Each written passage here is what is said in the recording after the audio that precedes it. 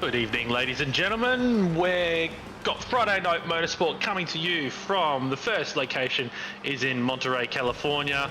My name is Nick Fodiatis, joined tonight with Joe Baldwin. We're going to present to you the first up Formula Fords from Laguna, Seca. So this should be a cracker one. This one, Joe? Certainly is, mate. Laguna Seca, one of the great racetracks of the world, and with the Formula Ford, no downforce to speak of. It's all mechanical grip, and yeah, going to put on some great racing here. I think, yeah, had a few races around here myself, and they're always a great.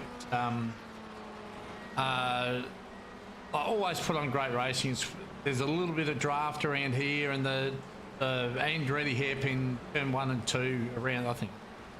Around turns 1 and 2, it's a big braking zone with no downforce, always puts on good racing. Yeah, so I think the guys are just coming to the end of their qualifying session. They've got about 2 minutes left. Now we got Arturo Baz on top of the timesheets, but we'll let that one play out a bit more. We got any cars there on track, Joe? We do, mate. There we go. Yeah, so what we can do... Turn up my volume so I can hear it. Yeah, we can have a look actually at where we're at with the championship at the moment, Nick, because we've run 2 rounds. Oh, yeah.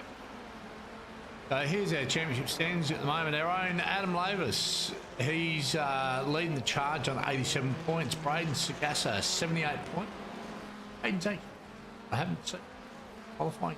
So yeah, he's going to drop down the order tonight. Dave Baz is in 3rd, Art Baz 4th, equal with John Merritt, who did phenomenal. Phil King in 6th, Sam Chapo Chapman in 7th, Jeff Adams 8th, Nathan Michael and equal 8th. They're both on 58 points for Nathan Michael and Aiden. So actually, a lot of the guys that are in top 10, I can't.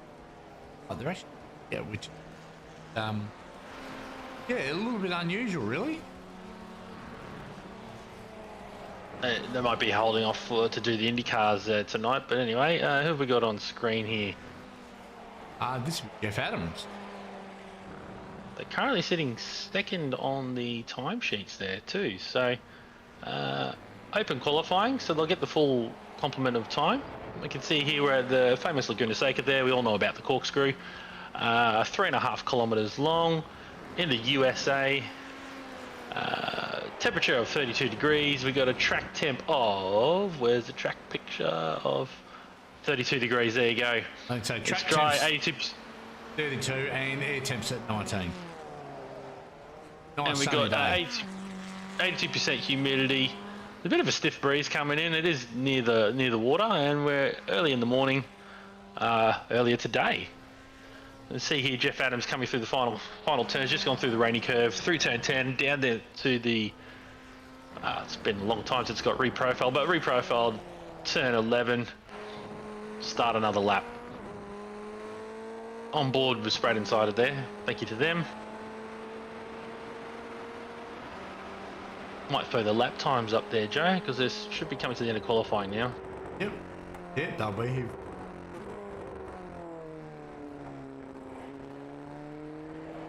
Waiting for the last couple of cars to come on, Richard. And Martin Lipsky.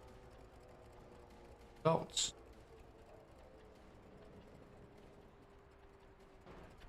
Been a big week with the gents this week, mate. It's been a lot of good racing. With a bit of, unfortunately, it wasn't broadcast last night. There's been a bit of stuff in the background there, so we do apologise that there was no broadcast last night. Some wild scenes, I believe, at Eau Rouge for some of the guys. So yeah, a bit of an exciting race. But yeah, it's been a great week running with the gents so far. So we should be able to round it out with a great night of racing tonight. Just quickly, Joe, if you want to throw up while we're waiting for those results, what's coming up in the next week, next 7 days? We might even start with there we go, all over it. Mountain Men, have we decided what Mountain Men is for tomorrow night? No, mate, no. Between this race and that's right, we're going to do spin the wheel. Spin the wheel, mate, yep. Spin the wheel, so that's yet to be decided. So that'll be 8 o'clock Eastern Standard Time, 32 laps, 2 random safety cars, always fun. jump into the Discord, boys, if you want to have a go at that one, boys and girls. Monday night, we were going to be at Kota for 30 minutes. I will be definitely absent for that one. And then GT3's Road Atlanta for 2 sprint races there. I'll quickly run through these because the qualifying time's about to come up. Downforce Legends on Tuesday night from Silverstone in the HPD, and then TCR from Road Atlanta. Wednesday night we got the trucks. Oh, sorry, my apologies. The ARCA series from Milwaukee, and then we got the supercars from Winton. We got Thursday for the Super Formula Lights, Wigs and Slicks series from Nürburgring for the around the endurance version of that Grand Prix circuit, and then the Porsche Cup from Daytona International Speedway, and then 7 days from now we got the Formula Ford from Oschersleben in Germany, and we are doubling up on that German tour because we're going to go, I believe, north to Hockenheim for the Indy cars in 7 days' time. But here we are. Qualifying results. Arturo Baz has currently got the pole. He's taken the pole on a 90.837. Jeff Adams bees dick away from that. Adam Lavis, Rodney Gollan, Richard King, Doug Gowans, Ashley Dodgson, Derek Fitzgerald, Kevin Henderson, and Luke King rounding out 10 there. We got Steve Murray, Phil King on the next row, Ben Ryder, Tony Baker, Scott Jordanson, Nathan Michael, Pete Matson, Julian Mookie, Martin Lipsky, and Chris Stark did not set a time. There we go. We should be just about ready to go green, I think. Guys, just waiting to get on. Forever the long wait that you have to do till people clear onto their grid. Here we go. Got some lights. Standing start for these Formula 4s. Let's see what happens down there at the Andretti hairpin, and we are go.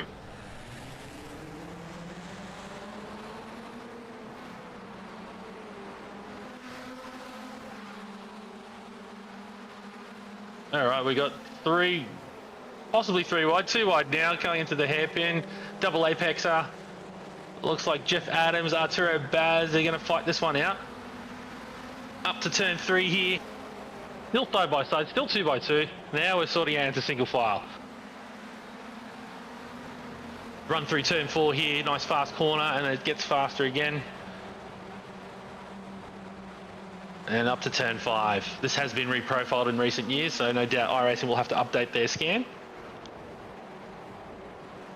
Into turn 5 we go. Who's this at the back? Ben Ryder must have had a bit of a rough start.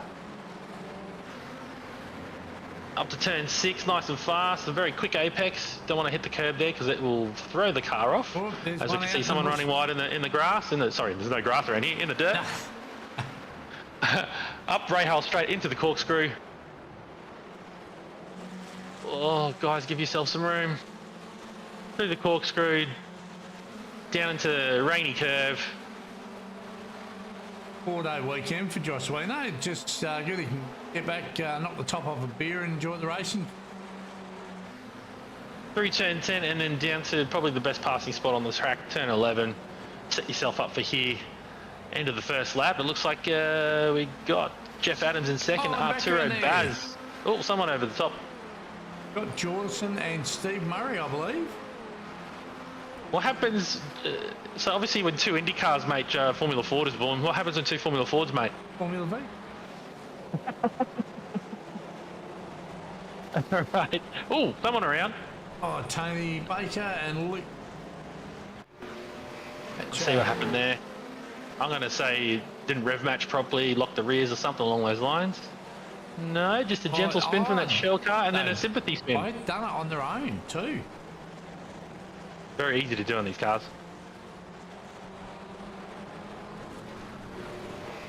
Right, away they go again. Up the hill, Arturo Baz with Jeff Adams trying to read the part numbers of his gearbox with Richard King right on his tail, and then just a little bit back, Adam Maverick Lavis.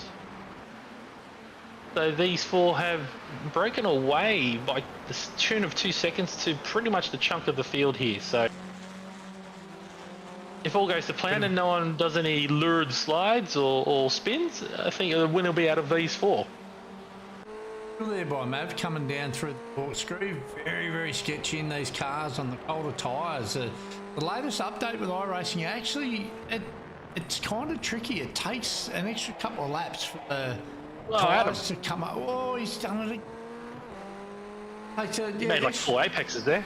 Extra bit of time for the tyres to come up. Usually takes 3 to 4 laps depending on what car you're in at the moment. So it's a bit of a mindset change now for the laps early running, but certainly Baz, Jeff Adams and Richard King have head around it pretty well. Here's a question for you, Joe. Did you ever attend a weekend event when Formula Fords were at their peak back in the late 90s, early noughties? No, mate, no, I can't say I did. Always enjoyed watching them on TV, but never actually got to see them live. Oh, Endo, it's got around. Oh, a bit of contact. Oh, this is it's a replay from the first accident there. Yeah, I got to see them at Lakeside at 96, and man, they're fun. They're fast around there. Yeah, squealing their way around. Very, very light car, not a lot of tyre, and but very, very aerodynamic. Oh, I swear the Posties motorcycle, the Honda motorcycle's got wider tyres than this thing, but anyway. Good thing about these tyres is you see plenty of gravel on the road, is they're multi-use. They're just the hardest tyre in the world, but they've got grooves in them so they can use them in the rain, as we saw last time out. Got a replay here from... Tony Baker had another incident. Oh, no. Oh, no, he got airborne. Who was that? Oh, watch out. Oh, another one. Yeah, that rejoin wasn't the best. Matto. Yeah, so Matto's come to grief on the cold tyre and nowhere for Tony to go. So that'd be damaged suspension, and then it just wandered back onto the circuit and took out the shell car, unfortunately. Yeah, so... Looks like both of them guys might have parked up, gone and put these back in the trailer, and they're probably headed off to California now with the Indycar. Unload that early and get a bit of... Go back live, please, thank you. Yeah, get a bit of practice in for the race. We can see now that the conga line has been extended now. Yeah, the gaps are a little bit extended, but it's all one line for the top. What am I looking at here? The top 8 cars there. So we're looking at 7th there. Ashley Dodgson. We got Scott Jordanson up in the mix there. Oh, Gowans all Jump on board with Gowans. Oh, that kink. It's so simple on paper, but with that big curb on the inside, a little like this, almost like flip. We're gonna have a look. No, and that's the thing, Joe. It's such a quick apex, and it's a blind entry too. There, you can't see it to the last second. Very English with the hidden apex. Yeah. You're going in up a hill, and then right on just before the apex, it drops down just a little bit, and it reveals itself at the last minute. And then, too many times in the real world, open wheel Indy cars have ruined tubs on that one point on the circuit. So we come across to complete the 5th lap, or so the 4th lap, because starting the 5th, we're 6 minutes in. Formula Ford, like the GSRC, this is the 1600s with the Kent motor. We see Doug Gowans having a look down into turn 1, and we look back from Arturo Baz. Leading from the get-go. Every time I've raced Arturo, it's always been an open wheel, so he's at the lead. We got Jeff Adams there with the fastest lap of the race so far, as we look at Derek Fitzgerald in 8th. And yeah, it looks like Jeff Adams is hungry for a win tonight. He's been on the, if we could graph his progress the last month and a bit, he has been on the up. He's just getting faster and more consistent, which is great to see. I think I might have been chatting to Dak in last week's podcast about Jeff, and he's, oh, Kingy, hang on to it. His improvement over Having a look. Probably the last 6 months, and I actually had a chat to him about it after the Mountain Men race last weekend, and he said to me what he's done is, now that they've moved, like the family's moved for his wife's work stuff, and they're settled in, he's actually got himself a quality rig, and he's got wheelbase and his pedals bolted down nice and solid. So instead of slipping and sliding around under a desk where we all started, he's actually in a nice solid rig now. So his pedals are consistent, his steering's consistent, and it just shows in the results that he's put in since then that you know, he's got that, you know, the linear improvement by improving his equipment. It's improved his results. So he's really happy with where he's at the moment with his racing. He's doing well. And these three guys have actually got a bit of a gap on Adam Maverick. He's a lone soldier back here at the moment. At the moment, he's second off Richard King. He's about 1.8 clip Dolan. So he'll head down now and try and work out where that pace is. I'm sure back up with the lead trio, but it's going to be difficult in one of these cars. You really need the draft. So he'll probably fall back to Rodney. No, Rodney probably about half second. Yeah, a bit of a lone soldier there at the moment for Mav. I actually heard a sound that I haven't heard since watching these things in real life, is the actual squeal of the tyres. So I'm hoping iRacing can actually simulate that a bit better, where they just slide across the road and make that squeal noise. It should be good though, with these three up the front, and then we got some more. Oh, someone out in the background there. Was that was Doug? No, it looks like Pete Matson again. Hello. It was. Okay. There we are. Oh, another one off in the grass. They're up the corkscrew. That was looking. Don't get it stuck there, buddy. There we go. Going again. Okay, so. Here we go. Down into the Andretti hairpin. Oh. Oh, Darky. Up. That one's had a bit of having a dug. Oh, a bit loose in the rear, a bit too fast. Yeah. And, oh, contact.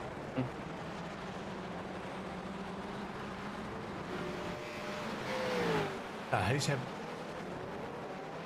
Going. Pink spears into the corkscrew. Yeah. Oh, no. Tony Baker here looks like he's got about... I'll bring my mic down a little bit closer. Hopefully that's a little bit better. Tony Baker here's got about 40 degrees of tow out there on the front of his car. Don't know what happened there. Oh, yeah, he's... Tony's gone off track. What's he done here? Oh, he's got into the grass and just... Yeah, broken the left front. Bit of a rough night for Tony. He's normally pretty good in these little cars like this, but yeah. So the lap time. So Mr. D. Well, hold on a Carlson second. To just the first part of the question there, Joe, or the second part of the question, you don't need to be fast to join the league. There's plenty of people to race. Yeah, absolutely. Yeah, look, we've got guys that are, you know, definitely 5K I rating. Especially in our GT3 classes and some of those, and then you got guys that are your average Joes that just get in and have a go. So there's always someone to race with. But at the moment, our lead pack guys, our fastest lap at the moment done by Jeff Adams at 1:30.96, and about 33s is probably the tail end. That's done by Julian Guy. Not sure actually how he says it. I think Julian Mackay. So, Mookie. I don't know. I got told Mookie, but he'll tell us. He will. He'll come in and let us know.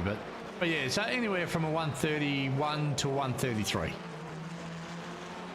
The average speed. These guys are putting on a bit of a show actually. Now, Jeff Adams and Richard King, obviously you can see there by their matching paint jobs, are teammates. So they're if they're clever. We're obviously going to have a pit stop tonight, if not two. If they're clever, they'll just sit back there in the draft and let Art get it out wild and wide, and let him burn off a little bit more fuel than what they will. Use the draft, be smart, and when they do go to pit, use the pit to jump him so that don't have to do the hard work on track. They can do it. Side by side there into the Andretti hairpin from Jeff Adams. He's, again, like I said, he's thirsty for that win. He's still got the fastest lap of the race. Only by a tenth, but still got the fastest lap of the race. He's just going to keep putting those thumb screws into Arturo Baz. I think Jeff Adams wants a W next to his name tonight. Yeah, Luke King, there's somebody rejoining just in front of him. Oh, That was Bedrock. Kevin Henderson.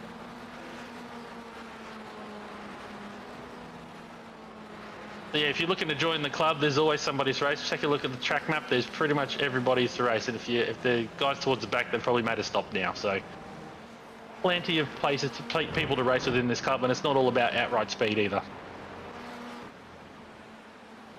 Coming up the hill, another time here, lap 9. Jeff Adams really wants a way past here. There we are from Richard King on board. Thank you to Spreyton Cider. You can hear the tyres just squealing just that little bit. Not as much as the actual cars do, but it's still there. Coming down into the final turn, turn 11. On these bicycle tyres and complete another lap. You can see Adam Lavis just lagging back there, 3.3 seconds back, as these guys are separated by 2/10 between them. Oh, there's nothing average about Joe, but yes, you know, mid-32s, you still be racing somebody in there. There's always someone to race. Yeah, I am average Joe. Hey, there's nothing average about you, Joe. Suburbanite slob, we all know that song. Great battle up the front here. These guys, they're just... It's smart racing, right? We've got a 40-lap race where we're not even halfway through it yet, and the guys up the front, they're doing what you need to do in these cars. Don't battle. Just get someone who's got the lap time, has got the pace, and just tick the laps off, tick away the time, and get the job done. You know, like as we've seen now, they've dropped Adam Maverick. He's on his own. Oh no, Matto. Oh, he's come up on my time screen again. Down to the Andretti. Here we are, down to the Andretti hairpin. I'm going to give him a word of advice. Matto, move your brake bias forward, brother.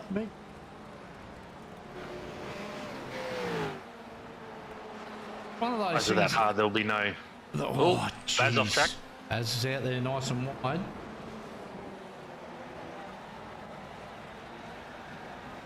Yeah, like you said, Joe, I mean, this is the closest battle on circuit, as we can see on the track map as well, and on the timing screens. And yeah, just sit back and relax, and you know there's going to be a pit stop at some point. Just hang there and maybe go a bit longer and do a couple more laps on a lighter tank. And do the overcut. I hate that word, overcut. Undercut I don't mind, overcut sounds weird. It does. Go long. It. Oh, no. Done it again. Done it again. 10-5. Oh. I think he's listening to the Beatles while he's doing it. Yellow Submarine or something. Well, mate, actually, I had a bit of a chat to him on the phone this afternoon. He's certainly, all I say, he's not sponsored by Mercedes. Let's just put it that way. Having a bit of... Unfortunately, we can't disclose the full story behind that, but yeah, I know what you're talking about too, Joe. Yeah. So yeah, he... but look, he's a guy, he's been around...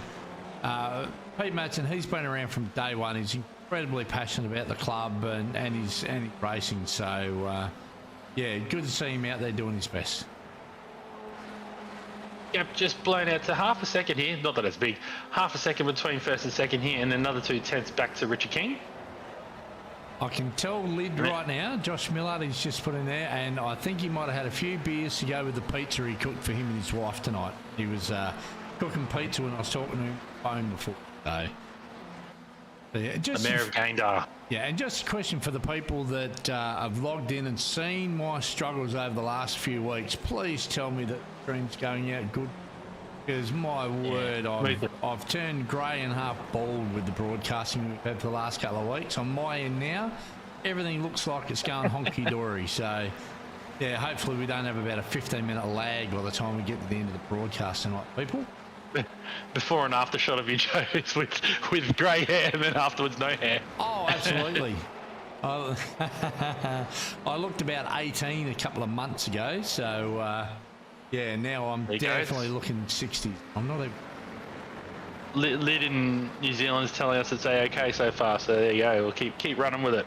Great work. So if it's looking good from NZ, bro, it must be going good everywhere. So thank you very much, Lid. Sorry, Josh has that name because of, I think, the first encounter we had with him. He said, "Oh, you end up on his lid." And then we never let it go. But anyway, thank you, Josh, for tuning in. Hope all's going well. And then Carlson there, D. Carlson on the YouTubes as well. Says it's all good from there. Where I don't know where this Carlson person is, but that's all right. Yeah, what's going on here? It's Jordanson. It's not doing what I asked it to do. Linking. That's weird. Oh, here we Jordanson. Into turn 5. Taking brake bias ideas from Matto. Not through turn 5. Sorry, Matto. We love you, mate. Got to remember, this is an open diff, and yeah, as predictable as you think it would be, it's actually the opposite, especially with such a lively little car. The open diff makes the car harder to drive. So you've got to be. Oh, Jeff Adams having a look. No, he's just having a look. He just wants to let Arturo, not David's not racing this one. Arturo Baz know that he's there. Going up the hill one last time, up to turn 6, and on the 13th lap. Get a good drive up the hill, up the Rahal straight. Unfortunately, MotoGP got the guys to take out the lump just there underneath that Bubba bridge. They did. Hey, Art didn't start in 8th. What's going on? Arturo started on the pole. I've got. Yeah, no, it says 7 up. Oh, right. Dad jokes brought to you today by Joe Baldwin. Sorry, people. And is there a lap car in between them now? No, in behind There them. is. Yeah, in behind them, sorry. My apologies. Hendo. Might help Adam Lavis actually catch up to them as well. Yeah, I think it will. Look, the one thing that Hendo does have, he's got raw pace. I think all I can think of is just, he hasn't done a lot of racing lately. So I don't know whether or not he's just a little bit rusty, but go back a couple of seasons, they are easy to weld, that's right, I say. Go back a couple of seasons, probably 2-3 seasons ago, and Hendo was an absolute front runner in these cars. So I can't imagine he's forgotten how to drive. I think he's probably just a little out of practice. Yeah, it needs a bit of WD-40. Yeah. He's so he's done a best lap time of 31.7, and Mav's done a 30.98. So Mav's actually almost the fastest lap of the race. He just got the gap just to under 3 seconds, and before it was out to past 3 seconds. So he's just pegging him in just a little bit. But those front three are just stuck together like glue. So go through the corkscrew again. Adam Lavis there. Through the rainy curve. Up to turn 10, through turn 10. And then down to the final turn, turn 11. Complete yet another lap. Onto the front straight, and yeah, it looks like it's closing up. Yeah, he's down to 1.3 to those guys in front. 1.93, I should say. Apologies. Got another battle on hand. Martin Lipsky, he's caught up to Luke King. He's going to, try and get a move into the top 10. So he's currently sitting in 11th. He's up 8 positions from where he started, so he's having a good run so far. Is Martin. Hey Joe, just want to alert you, just look who just set the fastest lap of the race. Oh, hello, Rodney Gollan. Lipsky's in. 30.89, yes, he is. Fits. We're past halfway. We're 22 minutes in, so these guys can absolutely pit any time now, and they'll get through. No speed limiters on these cars, no technology pretty much on these cars other than the dash. No, 4-speed right. dog box. What's happened? I've driven one of these before. What's happened and here? they're a bunch of fun. We've got the lead 3 guys have been split up. Split up, yeah. It must have been a bit of a moment from Richard, maybe. No, they've got a lap car between them. Who's that green car? Oh no, that's Art. So it's Arturo and Jeff, and then there's a gap, and then there's Richard going in the pits now, and Adam has caught right up onto the back of him. So no pit lane speed limit, boys. So you got to make sure you get your revs right, your speed right. The Richard King. So you...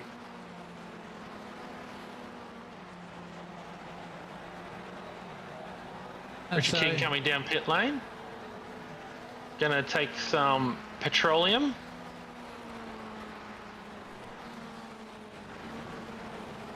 I wish they had all animations for every car there, but I mean, it would be chaos when it's a NASCAR and there's 40 cars trying to pit at the same time. But anyway. Hey, don't ask too much about racing. They've only been going for 17 years or 15 years. Don't pressure them. They can't rush these things. Richard King on his way out there, you can see him coming down on the other side of those bollards. Don't run it wide through the sand trap here. Yeah, good work, and then back on it again. Let's see what he can do now. It's going to be hard because he's going to be by himself. Yeah, who's that? He can catch a back marker. Nathan Michael. Nathan Michael, he's done a best 31.5. So, yeah, he's about half a second faster than what Nathan is. So in a couple of laps, he should get up there, get the draft.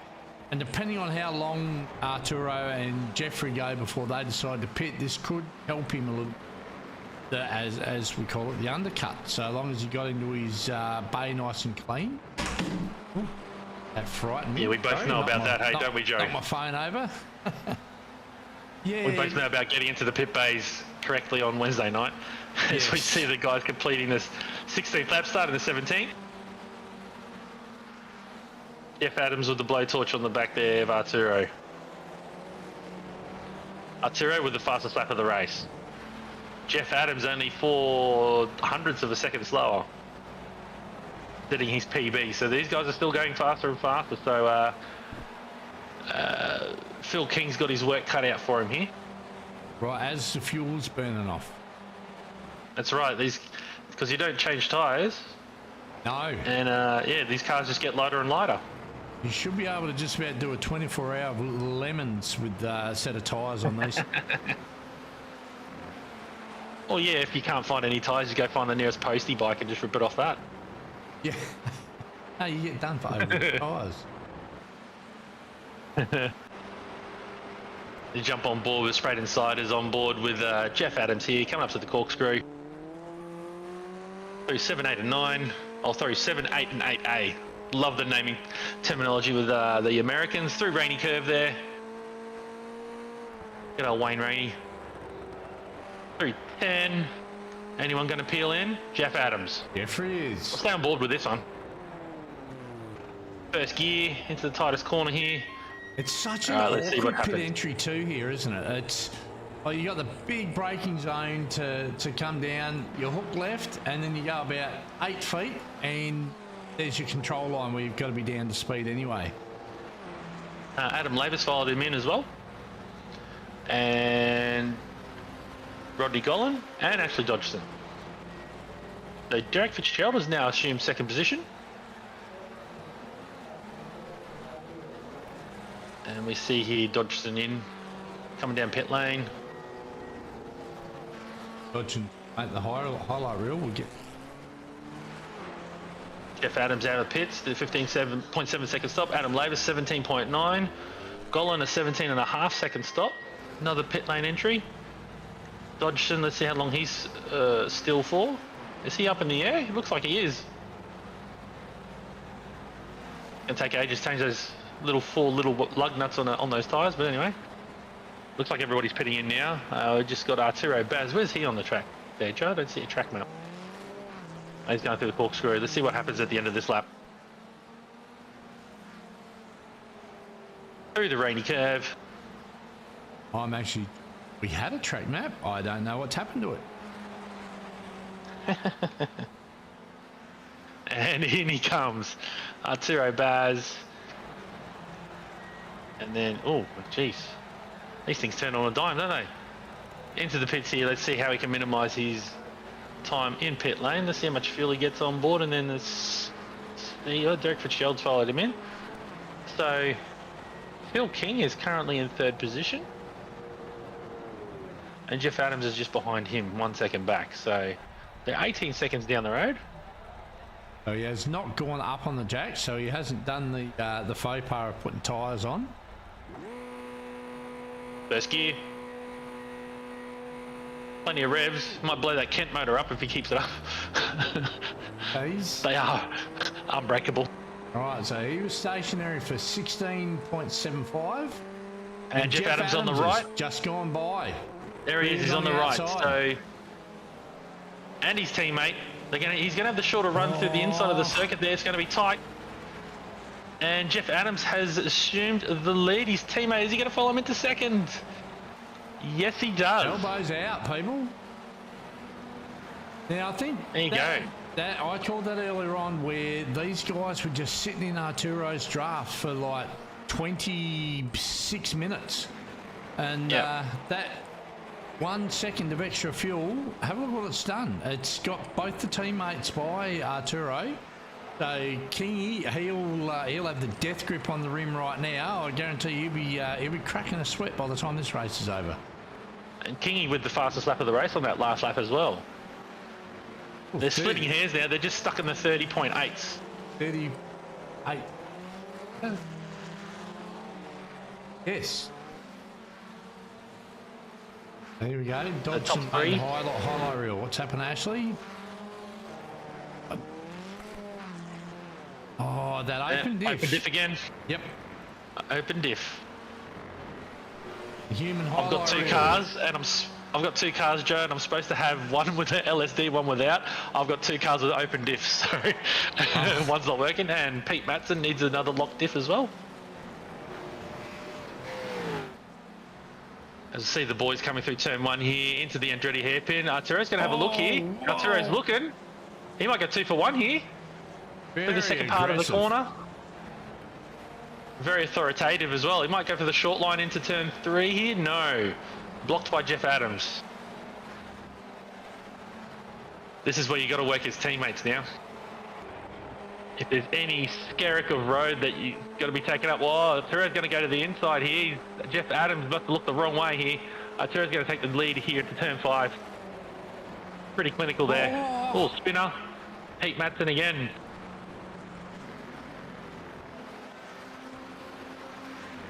Adam Laver's 2.5 seconds back, but I think just the might and the speed of these guys, I think they're just going to start driving away again as a group of 3.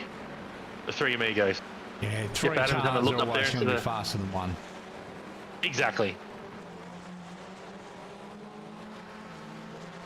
Mind you, it could be a ploy if Jeff Adams feels that he's got the pace to do it. Let Arturo Baz get in front, get him to burn up his car fuel and tyres.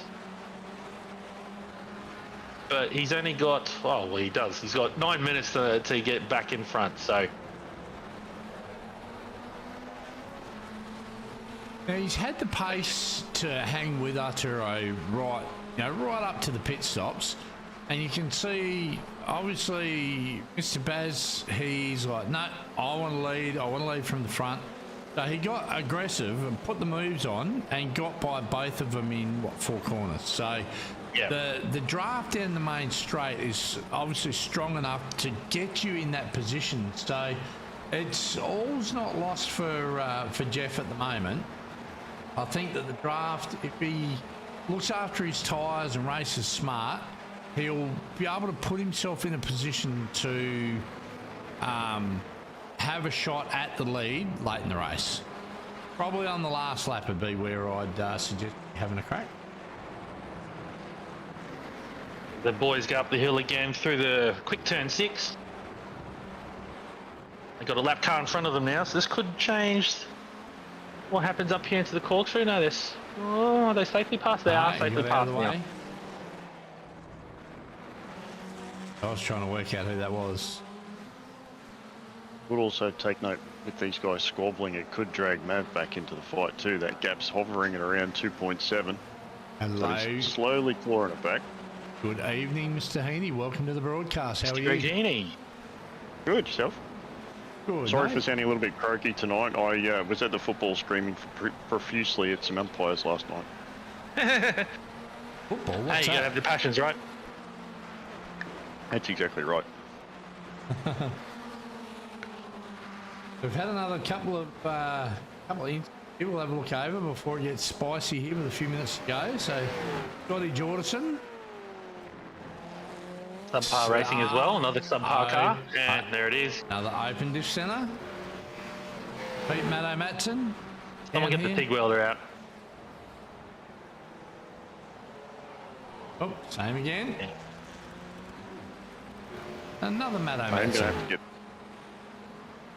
I think Need to I get Pete in a rally car. Yeah, we have. I don't think we've done rallycross yet. I Not think yet. I don't think the offering of 6 cars at a time on track is going to appeal. But I mean, hell, we could give it a go. And this is another different one, by the way, people. Oh wow. Oh, poor Well, I Matto. mean, Joe and I have been a part of it, or have done the trucks. I think you've done it as well, Greg. But then also the rallycross cars. Problem with the rallycross cars is the gearing's just not long enough for a lot of tracks. So Yeah. it is good fun though, regardless. Oh yes, it definitely is. Though I don't think my Formula Wheel lends itself too well to drive one of those trucks. I've tried it. It's not. It's not easy, but it can be done. But I've noticed here that Mav has slowly chopped that gap down. He's down to 2.5 seconds off the back of this lead 3. So he's slowly clawing him back, though I think he might be slightly out of reach, though it depends on how much these 3 keep squabbling. I was just about to say the top 3 have all set 90.8 seconds as their fastest lap, and then Adam Lavis was the 90.5 fastest lap of the race. He's trying to peak at the right end of the race. Problem is he hasn't got that many laps to do it in, and he's got to reel him back and get past him. But Adam Lavis in the back end of the last couple of races that he's been part of, he's been really good and on fire, as he did on Wednesday night at the NASCAR's Wipe the Floor with me. So I couldn't get my lap times any quicker. He just got faster and faster, and he's doing the same thing tonight.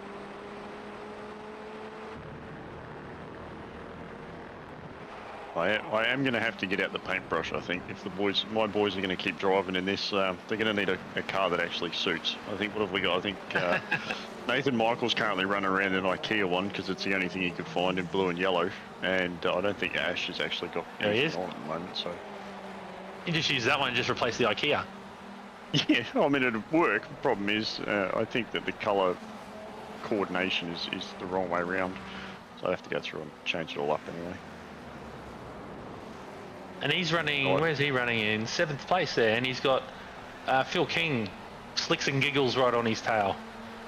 So 2 close fights. There's this one, and then that one for 7th. See here, teammates are starting to get a bit testy. Got to switch for positions. Are they coordinating? Or no, they're going to race each other and lose the gap to Baz. I hope they don't. No, it looks like they will switch positions here.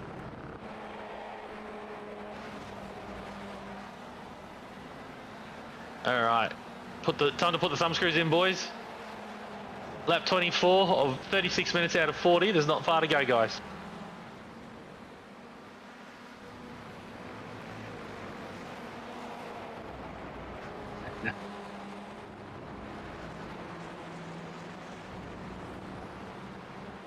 No, I think it'd be Piastri, wouldn't it? Piastri was the one that was behind Norris, complaining that Norris was too slow.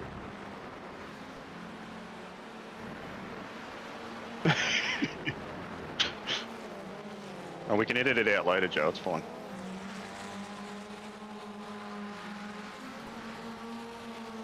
Someone has to. It's always good fun too.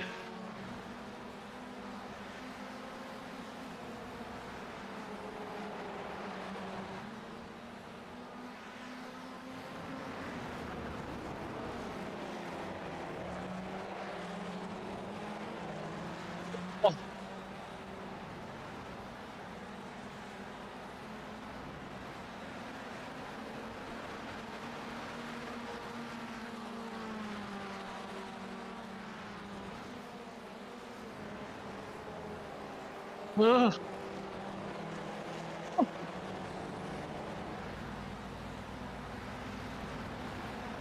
Yeah.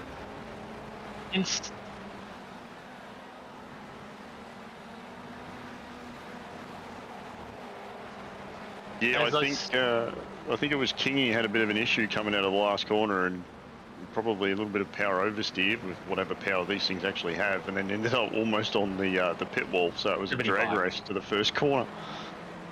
I did see Greg Murphy, just going back on that last point, Joe, Greg Murphy did point out that, you know, Piastri does have Mark Webber in his ear. He's the only driver on the grid that has somebody like the caliber of Mark Webber in his ear. So he thinks that's the advantage that he has.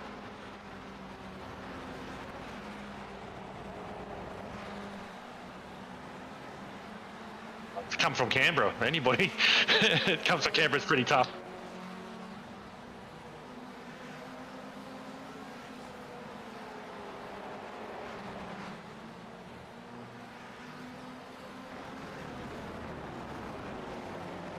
That was subpar.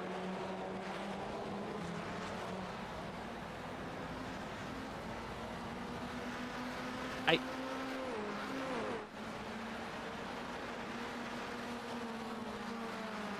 2006.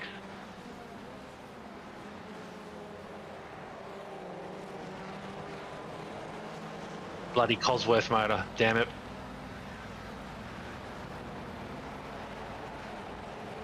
Was owned by Ford then, but anyway.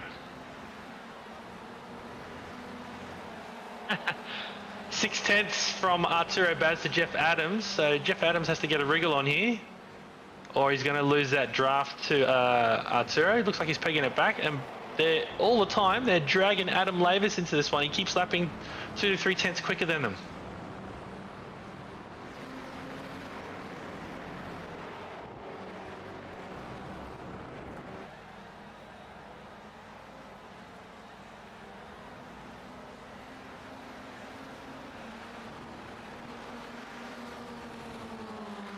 I think you might have got it right the first time, Joe.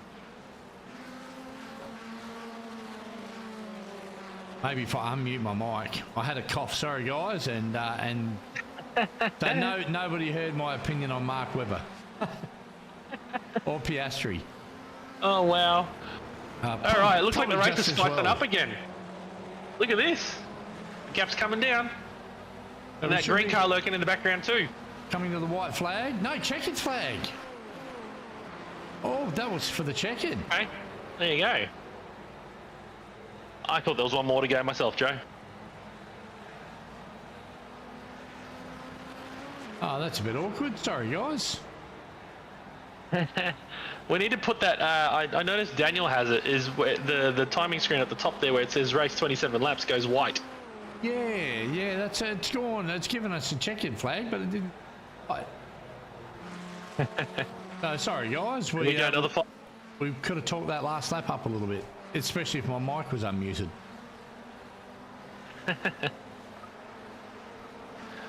Fight here. Oh, Jordan, they both went wide. Don't go too tight into the final turn, he'll get the drive on ya.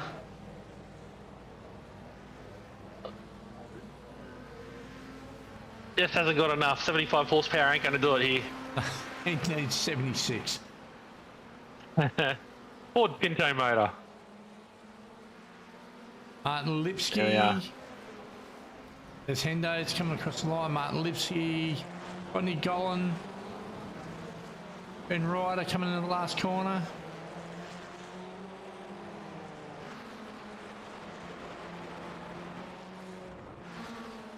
Ben across the line.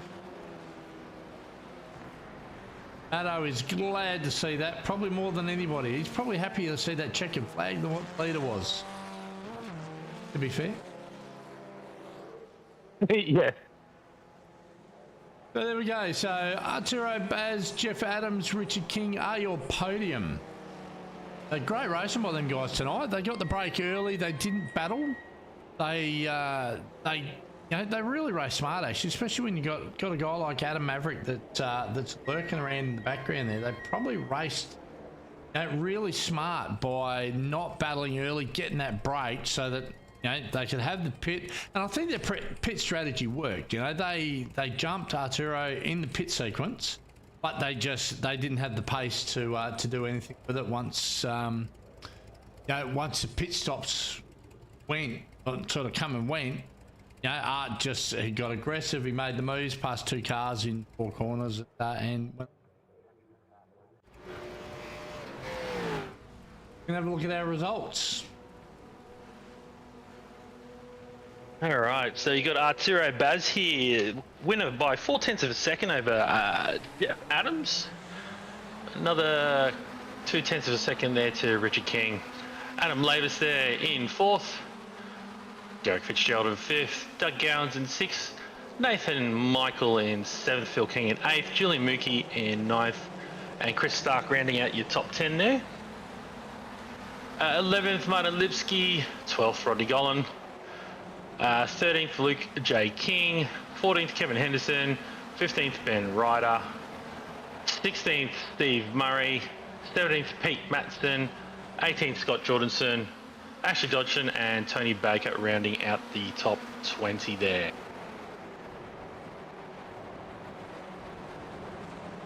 All right, well, look, I'll go straight to him. Jeff Adams. Cracking race there. Give us a quick summary of how your night went there.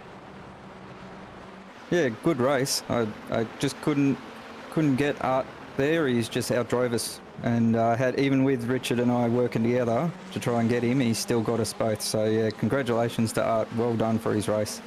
And yeah, I nearly didn't make tonight's race. I had family duties, and I only just got into Quali right at the last minute and managed to get a good lap in to get up the front. Got a good lap in. You're 1,000th of a second away off the pole. Well, that's what the timing said to us anyway. Very good lap there in qualifying. Very close. It was, I was a bit disappointing to myself, but to be honest, 1,000th, that's if I had a toe through the race, through the Quali, I most definitely would have got it. But yeah, unfortunately, never got a toe to get that to that top speed. And you and your teammate Richard King there working together in the back end of the race there. I thought there was a little bit of like, oh, maybe Richard wants to get past, so Jeff's let him pass. Is that the case? Oh, I wouldn't say let. I would say he probably had a bit more pace at certain point of the race, and yeah, I essentially left the door open, and he's gone round, and I was pretty happy that we did it without coming together. Definitely no papaya rules there, so we did all right. Funnily enough, we were mentioning that. We were, but unfortunately Joe was muted. I was. Yeah. Yeah, it was an internal conversation. Yeah, one-way conversation. Unfortunately, people at home only got to hear myself and Greg Heaney. But anyway, looking ahead, you going to jump in the Indy cars next? I might give tonight a miss because I'm just not good enough at oval stuff. I've only done so little, and I'll end up ruining someone's race. So great way to learn is jump into tonight's race. It's the easiest oval you'll ever do. Absolutely. I'm sure. I'll have a quick think about it. Richard doesn't even own the car, practice at least. So yeah. You won't improve if you don't do laps, and honestly, mate, I think tonight's track, as Nick just said, it's probably the perfect venue to learn oval. Just when, and this goes for anybody who's out there thinking that they want to get, they wouldn't mind having a crack at oval, but they don't know what they're doing. Jump into the server, jump on board with one of the guys that are qualified up in the top 4 or 5 on pace in practice, and listen. One of the biggest keys is listen to the engine and the throttle, like the way people throttle up in the corners and whatnot, and it'll teach you a lot about what you need to do with your feet, as far as when to throttle up, when to lift, if you need to use your brakes or that sort of stuff. You can learn a lot just by watching 5 laps live and then jump in and go and do it yourself. Just copy what the fast guys do, mate, but definitely get in and have a go. Yeah, just do what they do. Do what they do. It's easy. That's why everybody can race F1. Just watch it, watch your race, and go and do it. Yeah, smooth aggression. I will say though, if you do get involved in the race, it becomes lane racing. If there's somebody beside you, leave them that lane. People chop down all the time, and there's all big accidents. We'll see what happens tonight. All right, I'll have a think about it. But yeah, thanks boys. Thanks for everything. Thanks for commentating. Thanks for putting on the stream. And I'll leave you to it and let you have a chat to Richard. Great racing, mate. Thanks a lot. All right, Mr. Richard King. Fantastic drive there, up 2 spots. for subpar racing. Got a sniff of the lead there for a bit. Did an earlier pit stop. Nearly worked out for you. Give us a quick rundown on your race tonight. I spent the whole evening trying to withhold the temptation to remove Jeff Adams from the race. See, papaya rules again. It might be the castor oil in these Kent motors that might have got to him there. How did you feel? Did you feel you had the pace to get around these guys? Look, it's too difficult to tell. Like, 2 cars back, I had a double toe. I wasn't having to put any effort in to keep up with them. But I'd imagine Art was driving his butt off. It was, once you're 2 cars back, you just cruise. So I wasn't going to upset the apple cart in the first half. But then, I felt I had the pace there in the second after the pit stop. But, I stuffed up going into that hairpin. And, once Jeff was back in front, I thought I'd give him the chance to try and get Art. Oh, excellent teamwork there. And what's on the cards coming up GSRC calendar-wise for yourself? Not sure. I'm probably going to concentrate. I'll still do the GT3s and but sort of concentrating a bit on these rays and the Super Formula lights. We're having a bit of a play in the Porsche Cup as well, but not concentrating on anything in particular. All right. Do you do Saturday nights Mountain Men? Yeah, on and off, depending what the social life's doing. But we do go and give Joe a fair bit of stick that night. Fair grief, yeah, exactly. So I was trying to segue a little bit there. I don't know if you got that one, Joe. I was trying to segue into that one to actually see if we can. We certainly can. So, for well, before we do it, we got Richard here. Richard, out of those cars there, what would you like to see? Maybe if it's on to tomorrow night, would you turn up to? Sorry, what are my choices again? So if you can see the stream, they're all on the stream there, or in our live chat right now. Yeah, so there's Audi GTO, the Super Formula, Skip Barber, Mustang FR500, and the Formula Ford. So there's actually 3 Formula cars on the wheel at the moment, the GTO and the Mustang. Anything other than the Audi, but I would be stoked if it was a Skips. Yeah, me too. So, all right, so let's get this rolling. 3, 2, 1. I've got to click over here. Sorry, there we go. So tomorrow night's just Mountain like Man. Mountain Man. We've got tick, tick, tick, tick. Oh, what? Oh, okay. Done it again. It keeps doing that for me. God damn it. All right, so the Mustang FR500, cracking car around the mountain. Actually, to be fair, so we've run that quite a few times up on the mountain over the past 3 years, and it always puts on a cracking race. So definitely looking forward to that one tomorrow night. Now, just quickly, Joe, this is just more for my interest. Do you then remove that off the list now, or Yes, is we it do. still a possibility to happen? Okay, cool. Yep. So what happens now? The Mustang. That'll get all instances will get removed off the list, and whoever wins tomorrow night actually gets we've got a car list there, and they'll actually get to choose the car that goes back onto the list. I see. Very nice. Very nice. So now what I haven't done is adjusted this, but I can tell you that obviously Okayama, that is not correct.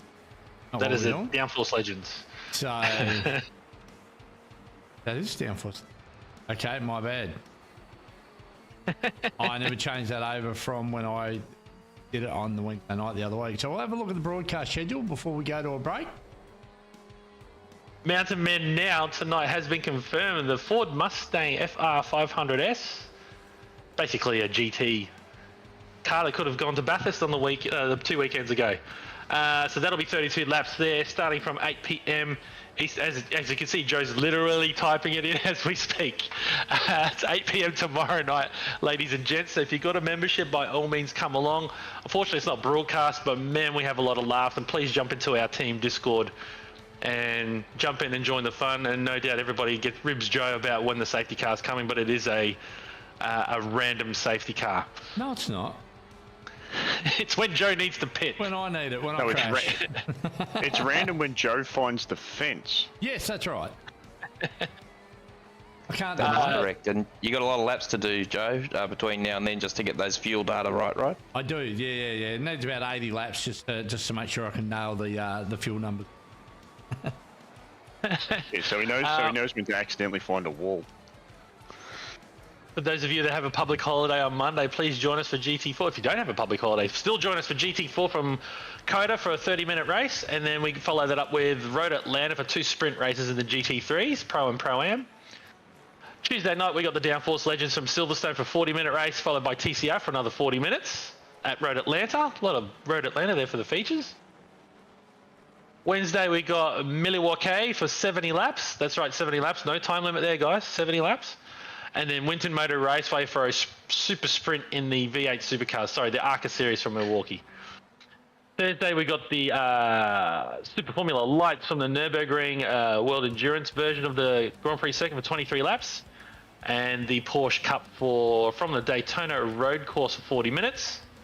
And then in 7 days' time, Motorsport Arena Oschersleben for 2 sprint races in the Formula Fords. And then join us elsewhere in Germany from Hockenheim for another 65-minute race. Well, it will be laps, actually, for the Indy cars there. So that's our next 7 days. And if you want to support the club, if you want to support your team, by all means, check out the merchandise store. You can see the link there. If you've got a team in the GSRC, by all means, you can print your stuff through our merch store as well. Print your team's jerseys, T-shirts, caps, beanies, because we are getting into the colder months now, or colder for Australia months. And yeah, you just go follow that link at myshopify.com and by all means purchase your stuff through there.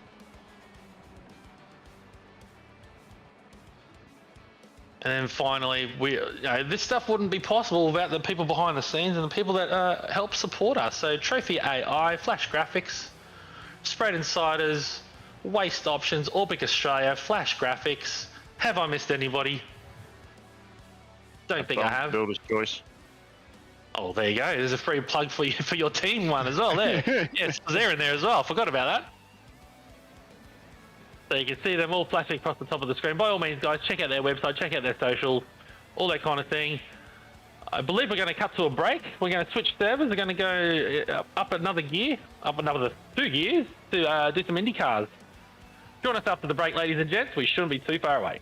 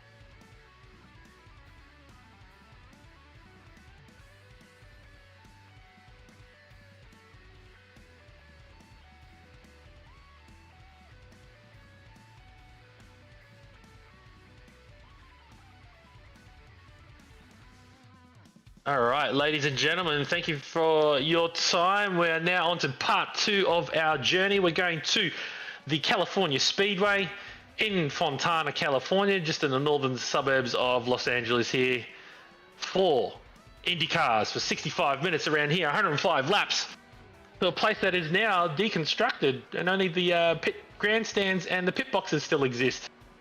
They also filmed Terminator 2 here. As we can see the fly-in now, and we'll come in. We're in the middle of just started qualifying here. I'm glad they laser scanned it, so at least we can save this one. And we can see here, there's the circuit there, and we've got the leaderboards ever-changing. Cars are coming across the line to complete their first lap. You can hear them in the background there. We're just going into the darkness of the evening, and we're going to have a night race from here. See who's this coming down the back straight.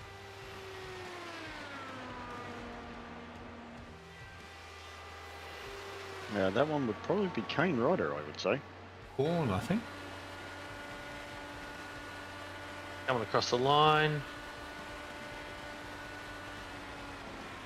All sorts of cars coming across the line. It's individual qualifying, 2 laps, 5 minutes. We'll get this one done pretty quickly. That is Vaughan. See the lap times all coming up on the screen there. I think John might have this one, we'll see. But unfortunately, qualifying is the easy part. Oh, new leader on the timesheets there. Craig Watson with Right. a 32.618. Splitting hairs here, guys. Splitting hairs.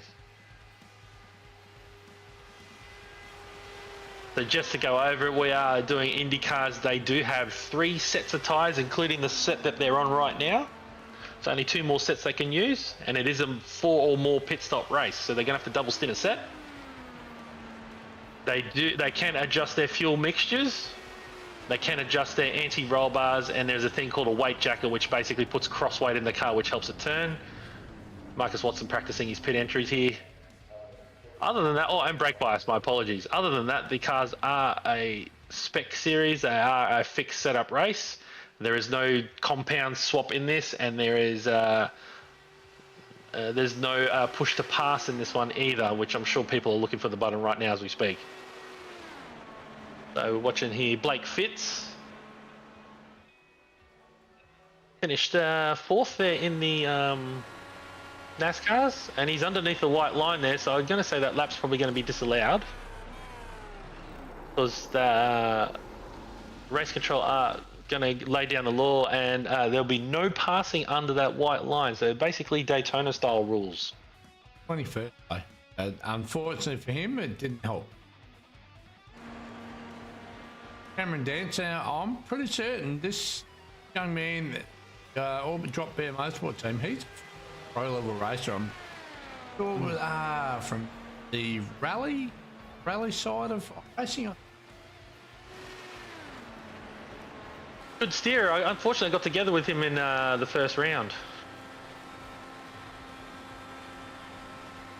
But he's also qualified for the major series Indy 500 that we're probably gonna undertake on Sunday night as well. So hopefully this will be good practice for him. Wish I was out there. You see him coming through turn 4 now onto the front straight. I think he's the last car too.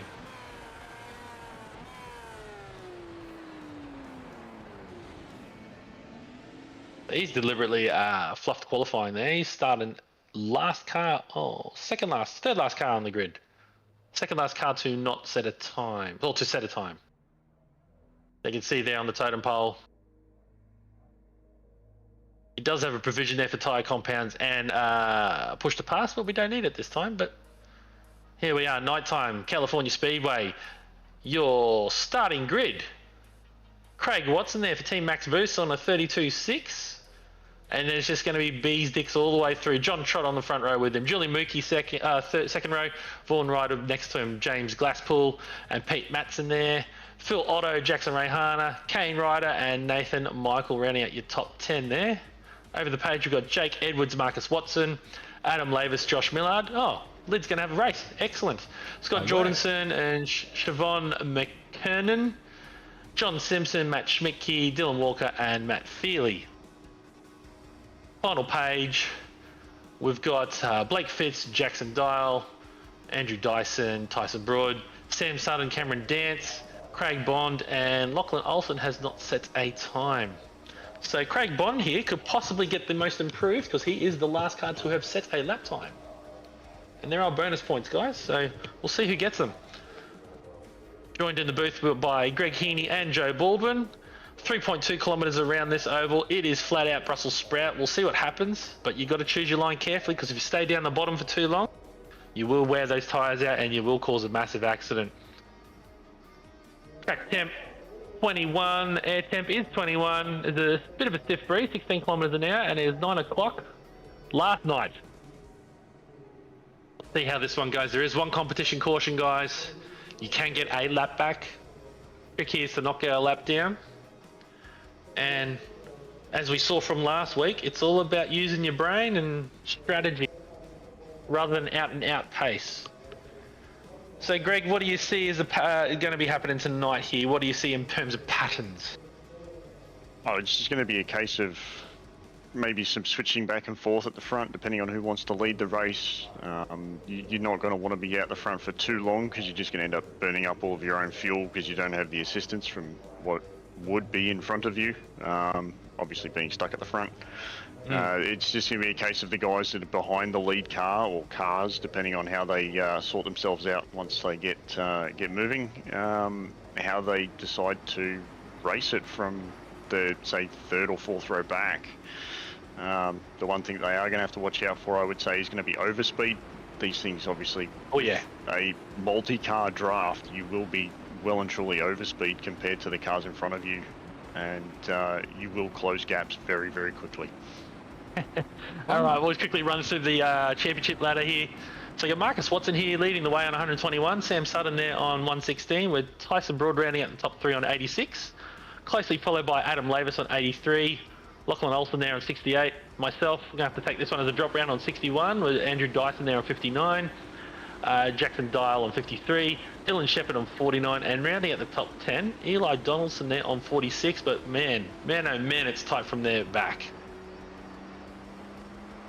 One thing to point out there, Marcus Watson, he's not really happy. He's qualified 12th, 13th actually, and he's leading the championship. So bit of a rough qualifier there for Marcus at the moment. As they're coming around to take the green. Trucks in. Watch that front row. There is a restart zone, the Geico restart zone, which they're in now, so the leader can go anytime they want. And green flag. Let's see what happens here. Please keep it together, boys. Oh, no, spoke too soon. Yeah, I think there might have been a checkup on the inside row there, just before. That's all right. Well, look, they're gonna get that gap back eventually when that safety car random caution comes out. But in the meantime, we got a race at the front. The front three are breaking away. Look at them go. Swapping and changing. Like you said, Greg, I wouldn't want to lead. I want to be close to the lead, but I don't want to lead it. Let somebody else burn their fuel. Yeah, exactly. Let the cars in front, or let the car in front burn off his fuel and tyres and sit behind him and just save a bit of fuel. And the less time you're sitting stationary in the pit stall is, yeah, that could end badly. The less time you're sitting stationary in the pit stall is always going to be a good thing with these. But as you said, with the competition caution, it will certainly throw the cat amongst the pigeons once that one comes around. So 3 wide. There's some greed going for the lead here. I don't know if these guys know the science behind it. If you form one line, you're actually going to go quicker. But anyway. Unlucky to Lachlan Olsen too there. I did see 4 wide up the front. Yeah, he was trying to get in earlier on and he's having some PC issues. So you'll need to get onto that and join back in with us next week, Lachlan. Oh, these 4 guys wide, like you said, Joe. Wild stuff this early in the race. Yeah, I'd be taking the high line. There's not much distance to the wall and just taking it easy. This is what I said to Zach last week. You don't want to. This is turning into basically restrictor plate racing in NASCAR. Apparently, yeah, the race is won on the first lap too. So Oh, it always is, isn't it? It looks like Nathan Michael might have had a little bit of a moment there with a tyre drop below the apron on the tri-oval and managed to hang on to it. So yeah, it's something you could have don't want to been do a, because it's something you don't want to do because the ground actually flattens out there underneath that white line. So they have been told they're not to go underneath that white line. It will cause a colossal accident. That transition is deadly. Just the way it shifts the weight diagonally across the car. Yeah. It's so unpredictable to get down there. The movement here, Vaughan Ryder, he's going back. Unlike at Daytona with the NASCARs, you can at least have a bit more width here and you can get to 4 cars wide, whereas at Daytona, oh, someone's lost the wing. That can't be good. You can have a little bit of width and a little bit of mobility to go around, whereas in NASCARs, 4 wide yet again. In NASCARs, you are kind of stuck where you're stuck if you're in the line. So yeah, let's try and win it. Yeah, we might have had somebody cop something there and go all the way down the grid. Oh, they're big accidents here. Oh, call the ambulance. I think Josh might have been caught up midway through turn 3 on that. Well, Joe, +9 positions into 3rd spot is Marcus Watson. Yeah, so I didn't didn't matter too much. I didn't think he'd be back there for too long. No, he's definitely he's a leading light when it comes to car pace, that's for sure. He's definitely got car speed and just about everything he jumps in. Yeah, Lachlan, you ought to try sitting there broadcasting and listening to it, mate. It's all pretty wild stuff. So the top 19 is 1 pack. A bit like 19 out of stuff on a Wednesday night. 19 out of 27 cars are 1 pack. And we currently still have Marcus Watson holding the fastest lap as well on a 31.92.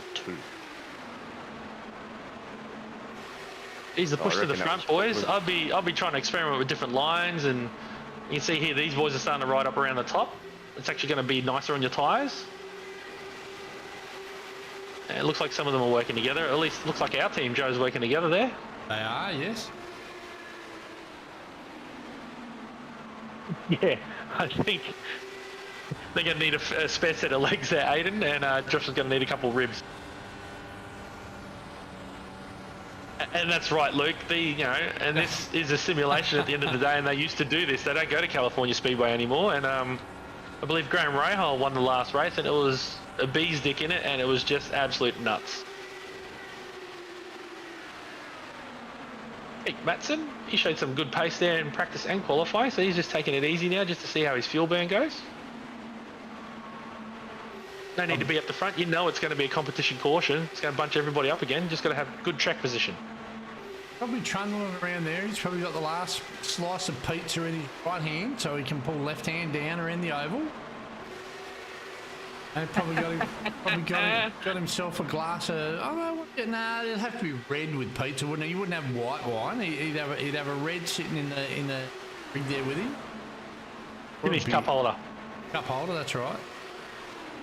He's highbrow. He's Amato. Oh, look at this pack. This is high intensity stuff. If the AEL boys keep that up, they're going to end up making it 4 wide at the 4th row deep there. Yeah, I'm hoping they don't. Look like Marcus Watson's team. What's that? The Team Max Boost. They're trying to get their cars together so they can drive away on a line here. So they're already strategizing there. Very good. And yeah, to all those people at home, this is, I don't know, Joe, if you want to put a speedo on the screen there, it's north of 300 kilometers an hour all the way around. There you go. Just a measly 350. You'd almost call that just south of 400. Yeah. What's that, Joe, in the old money? 240 mile? 130 miles, 235 miles an hour, I suppose. There you go. Off the top of my head, hang on. So what was the highest speed in there? 360. Yeah. Well, while Joe's doing that, I mean, you'd be strategizing right now, wouldn't you, Greg? Just trying to figure out your fuel burn, figure how many laps you can get. You don't want to chew up your tyres because you do have to double stint a set at some point. And just be close to the front. Yeah, most definitely. So you're looking at this at the moment. You've got a few cars there swapping and changing lanes, and obviously there is a little bit of space and so forth. They're giving each other enough just enough racing room for my liking here. Oh, one up against fence. Yeah, I think we almost ended up with a second one up against the fence there. You can see in the background too, the Orbit team have already lined themselves up. Oh, there's someone there.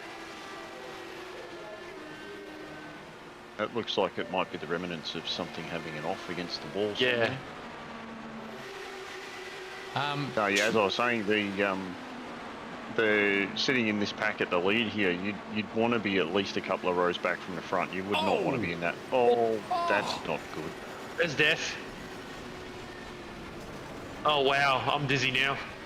Oh, please stop. Oh, Vaughan. Yeah. I think. Well, Joe, good thing you went to the onboard after he stopped. Yeah, it looks to be that race control has thrown a caution for that one, being I think it involved 90% of the lead pack. Something's gone wrong. There we go. Oh, oof. Like this.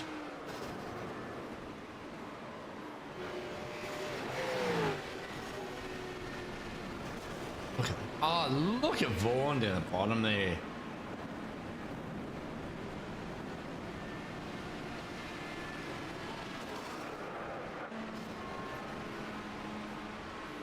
Youchies.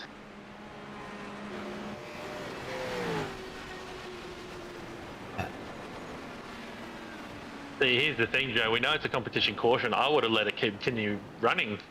You know, the guys that didn't get involved, let's reward them. Anyway. Oh. So it's happened prior to that. Oh, Vaughan, you get the crash of the year so far, mate. That's Well, yeah, we're gonna have to clip that one. Yeah. Send it into iRacing. It looks like Nathan Michael's off track. No, it's happened.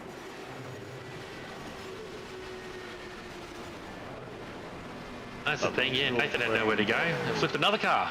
There's that much going on my list here. Something happened down the bottom. What happened?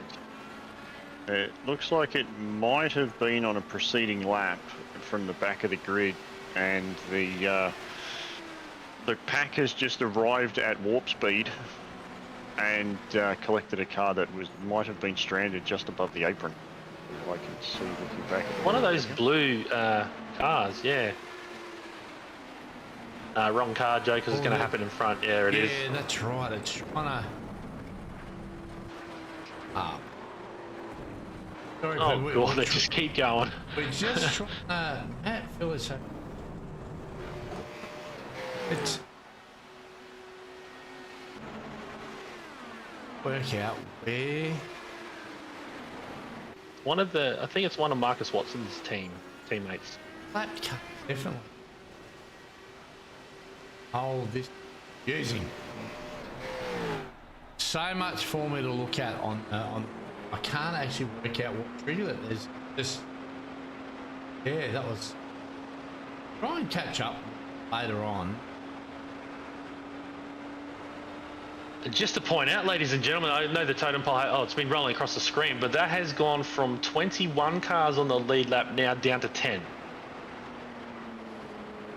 I think the wave buys are in motion, so we'll get another 3-4 guys back on the lead lap. But I guess the guys that kept their noses clean and got out of the poop, they get rewarded here. So you can see Pete Matson's going to have to, I think he might be a lap down. Is he a lap down? Yeah, he is. He's 3 laps down, so he got involved in that as well. And it's one of those thread the needle moments. You got to lift off, you got to brake, but you don't want to get run over from behind. And you got to pick your way through the debris as well. Lucky we don't have punctures in this yet. Yeah. Oh, you can get that if you run your tyres too close to the ragged edge. You will actually blow a tyre out. Well, that could happen because they have to double stint a set of tyres in this, so... Yeah, I can speak from experience with last year's 6 hours of Watkins Glen, taking part in that in the Cadillac last year, and we actually managed to blow out 2 tyres. Oh, wow. Yeah. Leave it in there, Joe. I think it's one of these blue and black cars. Something happens. I think it was actually just ahead of them. A stranded car. Oh, Hey, right. that orange Okay, car. yeah, there you so go. Why John did it spin? Why was it was there? John Trott. No, John Trott's currently upside down on your... Upside down, the one behind he it. is, right? The orange one behind it now, which is behind the purple one. Other way. Hey, It's I'm escaped trying out to by then. look for cars that are showing as orange. Oh. Are we back to? Oh, I was going to say, are we back to live pictures? Yeah, just keep going forward, Joe. Keep looking ahead. I want to know what happened. We have to jump on board one of these cars or something. Oh, Yeah, what's going on there? was that? That's $1 million question. We'll find that out. But anyway, it looks like, are they Wasn't still under Jade- caution, Joe? wasn't- We might have to go back to live pictures here.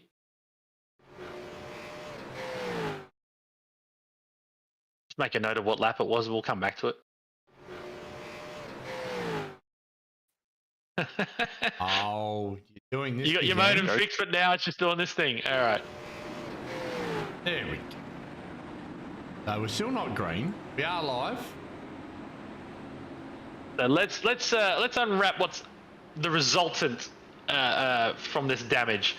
We got Marcus Watson leading from James Glasspool and Julian Mookie in third, Sam Sutton in fourth, Adam Lavis in fifth, Craig Watson in sixth, Matt Schmidtke in seventh, Jackson Dial in eighth, Jake Edwards in ninth, and rounding out the 10, Kane Ryder.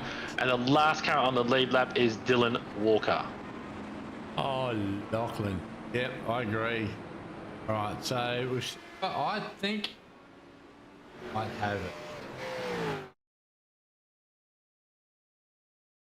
Got Jordanson. Got Jordanson. He's tried to get in the pits and screwed it up, and he's spun out, hasn't he? Yeah, There it looks goes. to be that he's crabbing a little bit. Unfortunately, catches the grass. No. Oh, And here man. comes Alt the wall F4, of death. Alt F4, Alt F4. Oh, it's on. Oh, Yeah. I hate to say it, Joe, but I don't think an Alt F4 would actually work in that situation. You probably wouldn't be quick enough.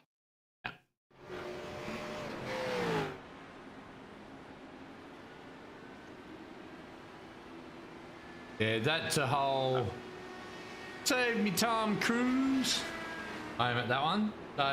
So we've got to the end of it. So I couldn't find that one because it was actually a couple of laps down. So it went up higher on my totem pole of finding. So obviously Scott's had something earlier where he's got damage. So here's the initially what's happened. Hey, he's had damage. He's already got crab. He's crabbing down the back. Oh, man. So Well, Scott's- personally, yeah, you gotta. so there you go. So this is what started it all. So that's Blake Fitz, I think, might have actually got the wobbles up down the bottom and tagged Scotty. And Scott's Got him trying into to- wheel alignment now. Yeah, so Scott's trying to get back to the pit. So he's had this moment here. Cricket. That's a long night. So he's had that one, and then he's gotten here, laid down, trying to get back. And that's Calamity Jane.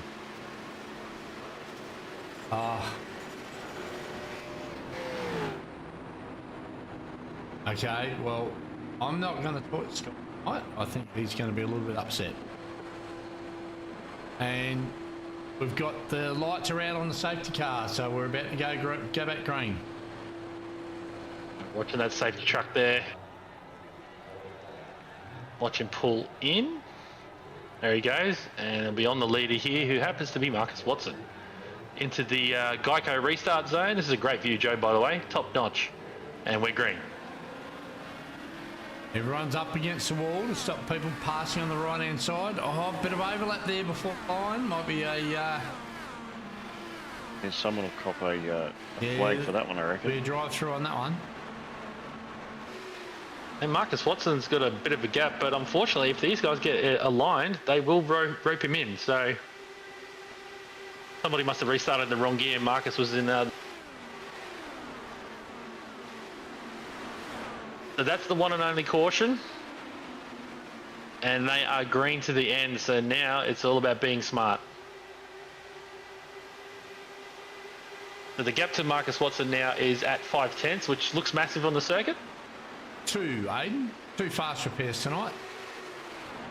And they will slowly eat away at that gap now, as they are. They're back to 4/10 of a second, and yeah, he's just a sitting duck now. If they line it up properly, they should get around him. On board, thank you to Spreyton Cider. Here we are with Craig Watson. Watching his young bloke taking the lead there. But just got to exercise some patience now. So we are single file. You'll see some desperation a bit further back, but single file, shortest way around on the bottom. It will wear those tyres out, especially if you're on your second stint on these guys. So we'll see how this one pans out. You see they start to spread out about 2-3 wide back there. Back position wise, it's Marcus Watson from Julian Mookie and James Glasspool in the top 3. We're starting to get 2 wide back here now. Adam Laves has got some company. One thing you do have to also keep mindful is if you are sitting behind another car at this through these corners is if you are directly behind them in their wheel tracks, you have no front end downforce, so you do occasionally have to peek your nose out just to be able to keep the front end of the car under control, because otherwise you could have a repeat of before. Oh, there's also this thing in your car called a throttle. You can actually lift it and actually get the nose back in just by taking a little bit of pressure off it. So we'll see. A lot of people drive it like it's a light switch, but we'll see. It's going to be a long race for some of these guys, but it's 3 wide at the front already. Must lead the race. But look, just got to be in that front pack and stay out of trouble. Keep your nose clean. Who knows, some of these guys a lap down might get their lap back. They're almost 4 wide in front. 9 cars on the lead lap. I'm just trying to see what the timing says 9, here. yep. 9 cars on the lead lap, and then there's another 7 cars a lap down. Anything can happen here. Once again, I'd be sitting at the back and just waiting. Aren't you glad you're not racing these, Greg? To be honest, I actually don't mind racing these. Cars into length. Sorry. Oh, that's Mav. No, he's in the bottom of the screen. No, it's Siobhan McKernan and Ryder, I think. Oh, guys. No. Vaughan's come off the corner with a bit more pace and maybe had a bit of a moment and just come together. And that's the thing with open wheels. You just, once the wheels are interlocked, she's stuck. There's another 2 in the wall. Another 3 in the wall. Well, get your car off the circuit. We don't want another thing. I think Madsen cut into the bottom hardcore there. They were right in front of the blue car. No, it's not. You didn't catch it in time. Hey, Bond. And that's the thing, you know, once you're side by side with another car, you have to keep your lane. And he's just drifted up there. Drifted? I think he slingshotted up there. Yeah. like he wasn't there, yeah. I think he got loose and just, bit of net code, locked them together and impaled himself in the fence. Well, looks like a bit of Darwinism here. The field is thinning themselves out. So survival here. Survival of the smartest, not the fastest or the fittest. The smartest. You can see those Orbit drop bear team. They're lining themselves up again. Cameron Dance, Dylan Walker, just keeping it out of trouble. Craig Bond's looking like he needs a new chassis. And Team Max Booster starting to line up their cars too. Yeah, but it also looks like Nathan Michael might want to take the lead on this one for a bit. He's certainly pushed his way through the carnage of the last couple of laps and managed to make it up to the front. If he can keep it clean. He'll be pushing hard to unlap himself and hope to God that there's another yellow. He's actually a lap down at the moment, I think. What I can see. Fortunately, Joe, there won't be another yellow. That's the thing. Oh, no. Oh. There might be a yellow if race control's nice enough. They're under strict instructions. Unfortunately. It's a bit like the NASCARs are at the moment. They've got to discipline themselves. That's brought Marcus Watson undone, unfortunately. And to the top, Kane Ryder and Adam Lavis. Oh. Yeah, Matt Schmidtke nearly make it into the palm trees there. Thank goodness for a catch fence. Well, that's it. And looks like Kane Ryder and Adam Lavis have got a sweet gap of a second there over Sam Sutton, but the Orbit guys have lined themselves up now, so they're going to, line themselves up and just work together and try and get that gap back. There is a lap car in front of Adam Lavis, who happens to be an Orbit teammate, so Cameron Dance there too. So I think get 3 in a row. It'd be just like a velodrome bicycling. Take the aerodynamic drag off and go faster. So lap 32 of 105, guys, and this has already been a long night. We're only a third of the way in. Yeah, and back to your question before, is would I prefer to be in the booth here with you guys or actually on the track there? Look, to be honest, driving these is in oval situations is actually quite enjoyable, providing you keep the thing pointed in the right direction and off the fence. And off other cars. Yeah, and particularly off other cars. I'm actually quite happy sitting in here tonight after what I've seen so far, with the remaining 70 odd laps to go. I'll be back in a sec, guys.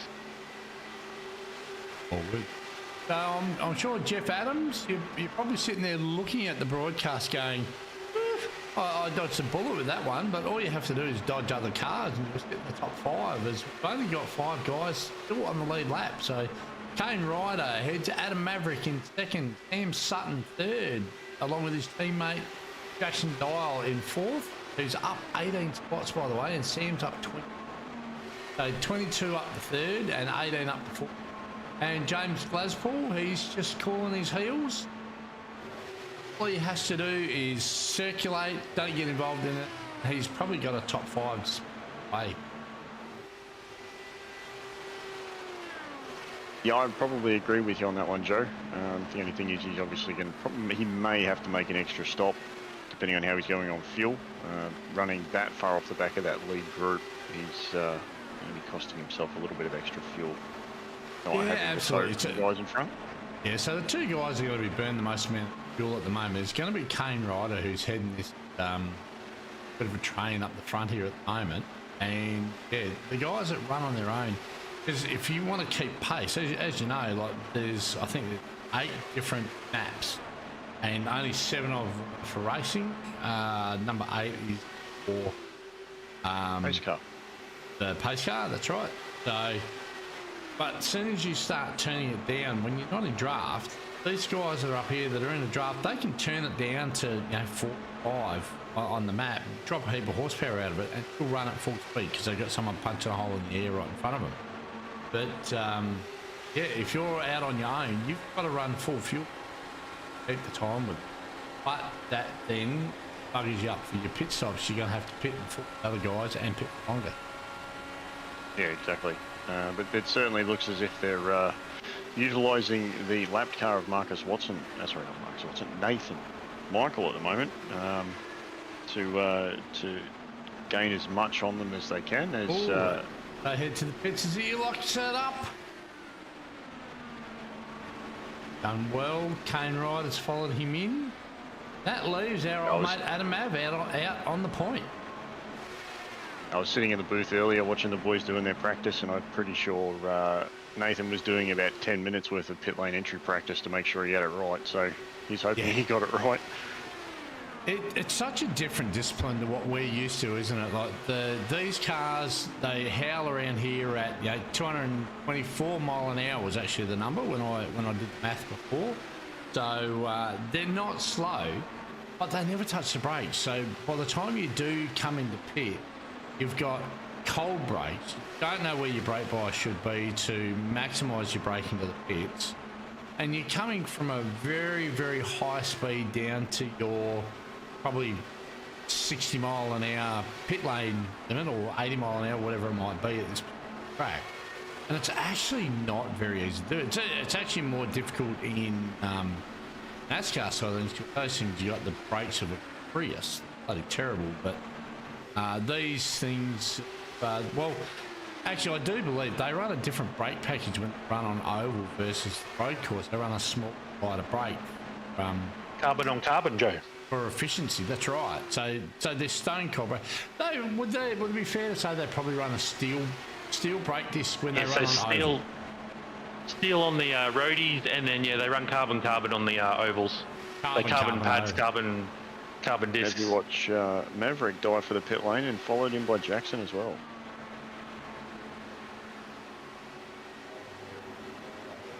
Jackson's followed him in? No, it's Cameron Dance that's followed him in. Jackson and Sam have now continued on. Cam. Up on the jacks, he's going to take tyres.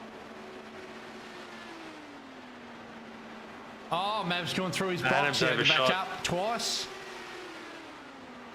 Because he could have used Cameron Dance to help him out there too. Yeah, he could have. I might not have lost too much time. Last pit stop, the other guys was about a stop. So 40. He's not that far behind. No, 40-second pit lane transit, and Cameron Dance was about 2 seconds to cross him. Orbit boys are in the pit lane. Dial and Sutton. That's leaving pits now.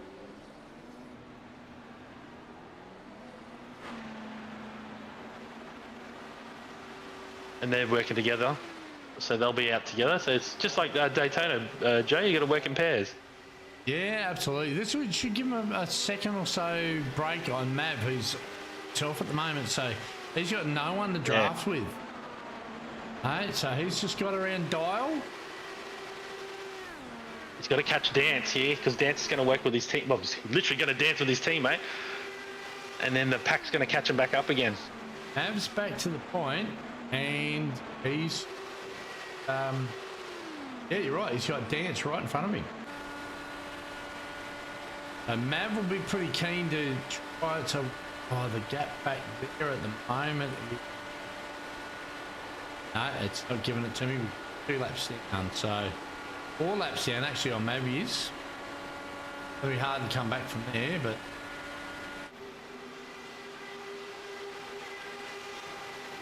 it's like one of those orbit cars might have actually got caught up in the middle of that battling pack as they filtered out from pit lane as well. So that's going to hinder them a little bit, though it would offer a bit more fuel saving, providing you don't get clipped by the car next to you.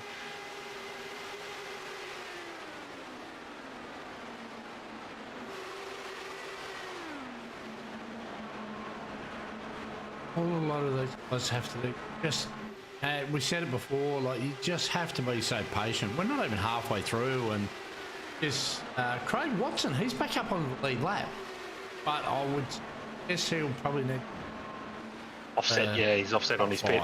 Yeah, so he'll probably lose that lap, but that's showing him lead car. Well, no, he won't with the lead car lap down, but. Yeah, that's right. And even with the competition caution, Dan Yeaman's posted there, they're not going to let guys get back 4 laps. In saying that, someone could crash out and they could be in the pits for 4 laps, and he can make up another spot too. So every bit counts here. Another crash.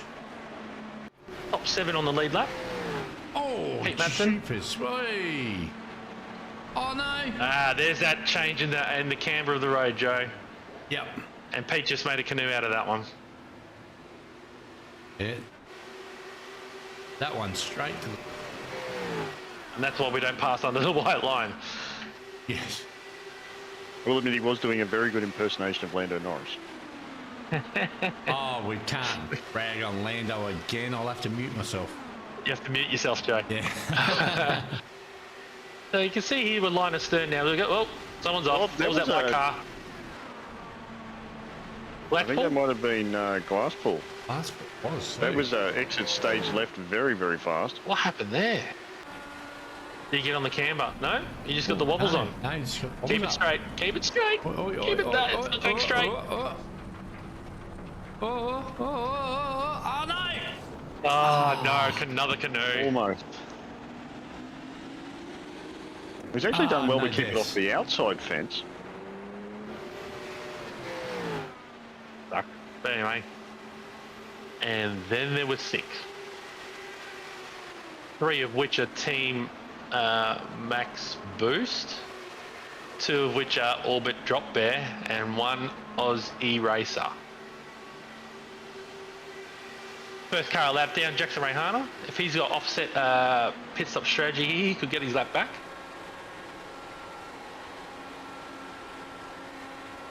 Lucky I've restricted the tanks to half the capacity because now it's only 15 laps or so, or 20 laps or so on the tank rather than a full 40, 45. So the field has thinned themselves out quite a bit here. We're just coming up to halfway. And the top 6 are gonna, well, literally the top 4 are neck and neck, and there's 6 cars on the lead lap here.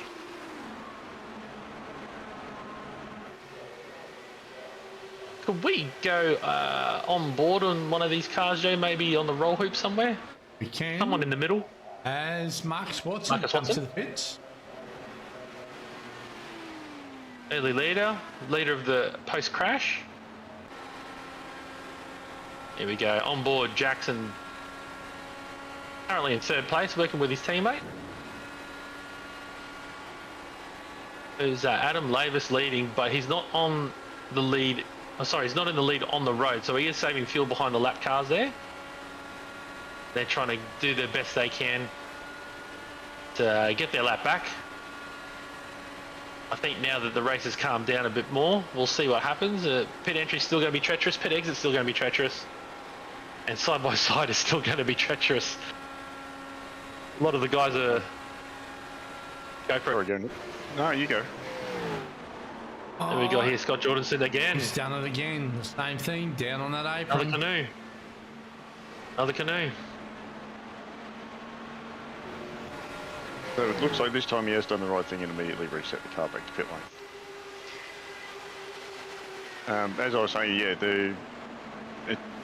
as Joe was touching on before with the entries to pit lane, and you've touched on as well, Nick, how treacherous it is. The one thing that it is very, very easy to do is actually lock the brakes on these things because you're obviously arriving at so fast, and so if you apply the brake too fast, you basically just lock them up and go sliding. If you're lucky, you don't find the pit wall. Yeah, exactly. And they do have adjustable brake bias in this, and it's, as Joe would know from racing on ovals himself, you wind it back for ovals, and especially with the very light downforce on the front of this car, fronts are very easy to lock, and you just go straight ahead. Another car's peeled off, so it still leaves 2 cars in front of Adam to draft off, and he's top 3 there, only separated by 0.6 of a second. But I think they got fuel in hand as well.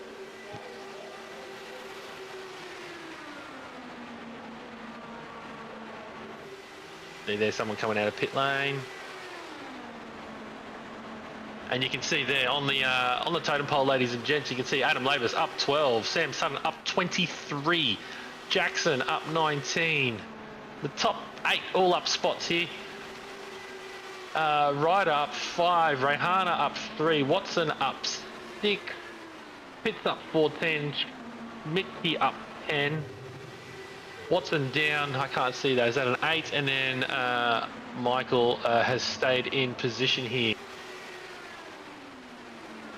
All about strategy.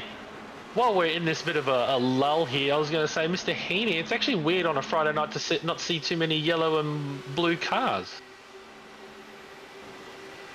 with your team, IndyCar's not their cup of tea, or they're doing more Formula Ford stuff? What's going on there?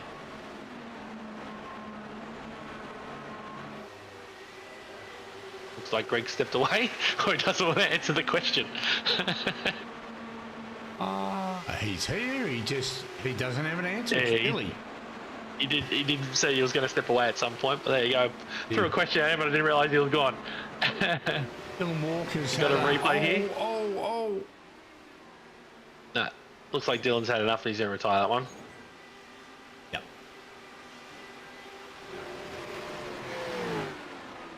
Jackson Rayhana, he's back up on the lead lap. No, he's not. He's a lap down. Only got. Hang on, that's 5.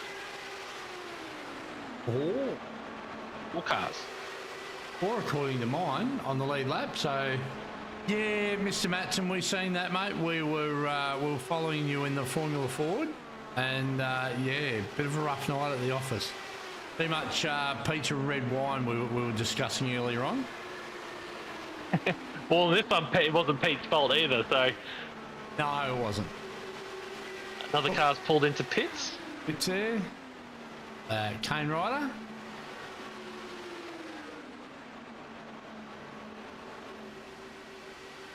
There is a whiskey business car. Speaking of which. And And that's the thing, if we ran automatic cautions, the whole race would be under caution, and a lot of people wouldn't have learned a lesson here. So I guess with it being this way, there's only one caution, and you've got to be smart about it. Can't go all out Brussels sprout, not yet. Yeah, and we've been through that, and Well, we've done it in Indy cars before, but we've also done it in the NASCARs. yeah. This is a great view. Looking at the suspension work, the exhaust is right there in the foreground of the shot, and you can see the teammates making their way up to the back here. Sam Sutton, and they're going to work together as well. They're going to make Adam use some more of his fuel allocation there, but I do believe Adam's got a car in front of him. You can hear the revs pick up. He's in the tow now. There's another one of their teammates. There he is. He's got 2 cars in front of him they can get a bit of a tow from. Jackson Rayhana is now back on the lead lap, but he is 32 seconds down, which is like that far around. So Jackson's hoping that, yeah, Jackson's hoping that, well, he's in the pits now, but yeah. They've got to hope for an offset fuel strategy there so he can get back in front of those guys. All for something to happen. But it looks like it's filtered themselves out to these final 3: Adam Laver, Sam Sutton, and Jackson Dial. One of these guys is going to win it. And unfortunately for my team, the Orbit Drop Bears have got extra help as well. So there's 3 of them there, but there's at least 2 in contention for a win. Adam Laver's now pulling down under the line. He's going to come into pit lane. Lap 62. And that leaves Sam Sutton and Jackson into the lead now.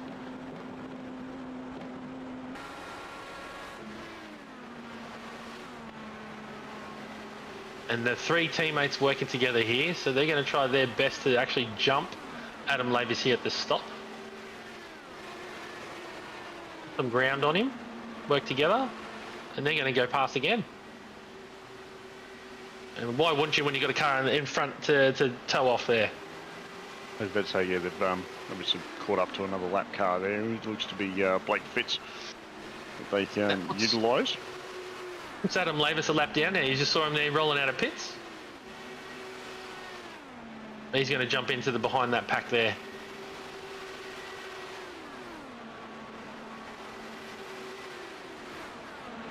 Marcus, Yeah. he's still effectively on the lead lap as Sam and Jackson head to the pits. So Marcus and Mav, them guys are right next to one another on track. So we now have 6 cars back on the lead lap. Jackson Rayhana, last car on the lead lap.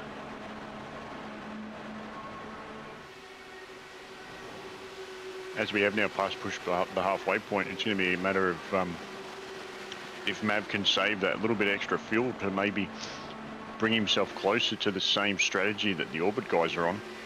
Yeah. Because at the rate that it's going, I think the Orbit boys might have this one with the extra few laps they did at the back of the grid and slowly work their way forwards.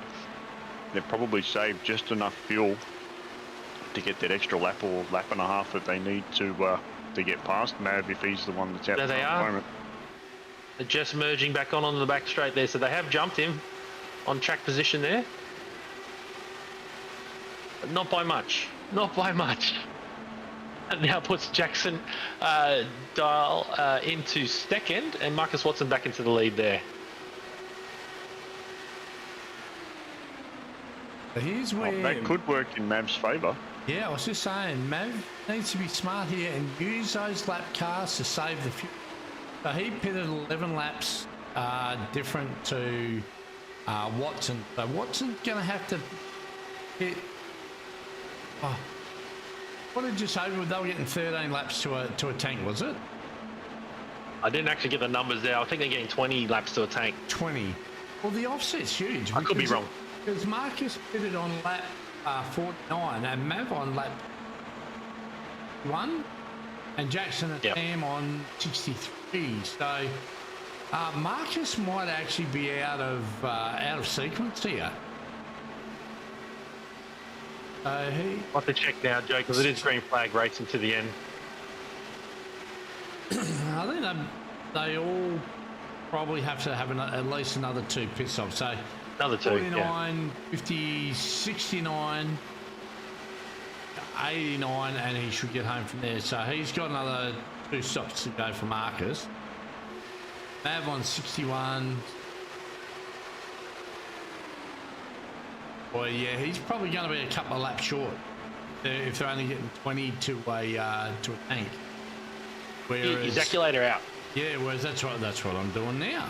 Whereas Jackson and Sam at 63 laps, if they just sit him as Marcus heads to the pits now. Marcus is in, yeah. He's So did he pit last? 49 or something? He did, yeah, lap 49, and he's on lap 68. Yeah, so 20 now. laps to tank. Yeah, 19, 20 laps, that's right. That's got Mav back in the second. Jackson lead 19 laps to tank with no fuel saving. Okay. So by turning it down late in the race, you should get your 20, possibly even 21 laps. If Mav can do 2 stints of 21 laps, he should be right. He should get home with 2 stops. But if he needs the 3, well, buggered, basically. Yeah, and it all comes back to that right pedal as well. Fuel management, it goes back to what fuel map you got and where you've got your right pedal. And in the bigger group, I know this for a fact, you can actually lift quite a bit and still sail up to them, like Greg was pointing out at the very start of this part of the broadcast. Hey, Watson's in pits.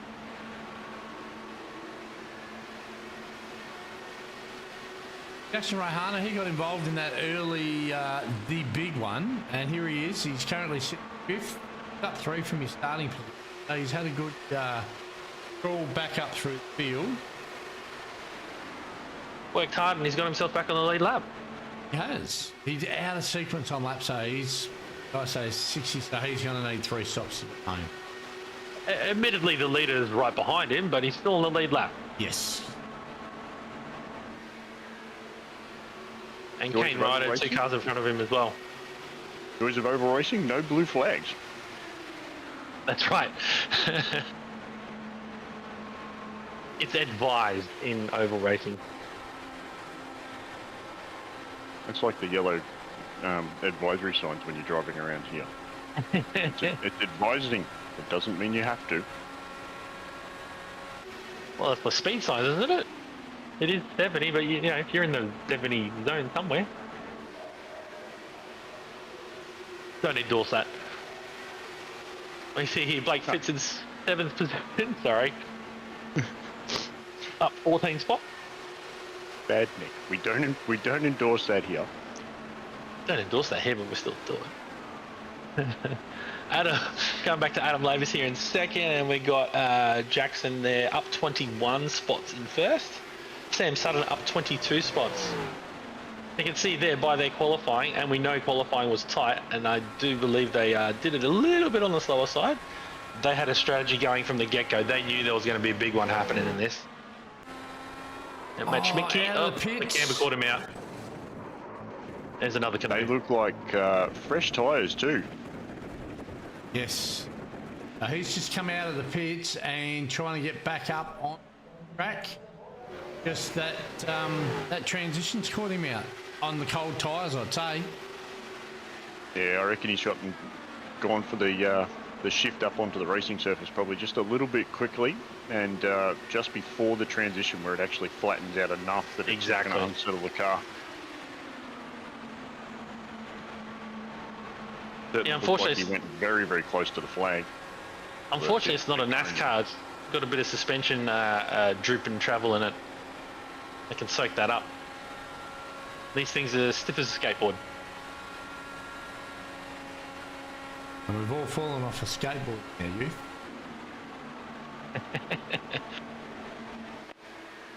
Dican brought to you by Waste Options. We once again like to thank Waste Options there.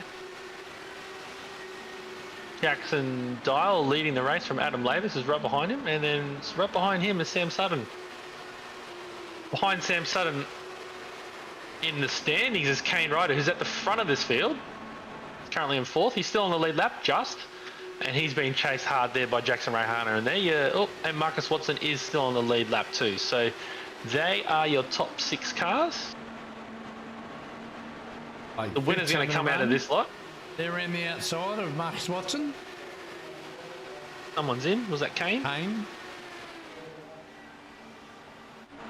I don't think Kane will make it to the end here. He's got to do a 30 lap stint. 31 lap stint, so it's going to be a bit of a tough ask.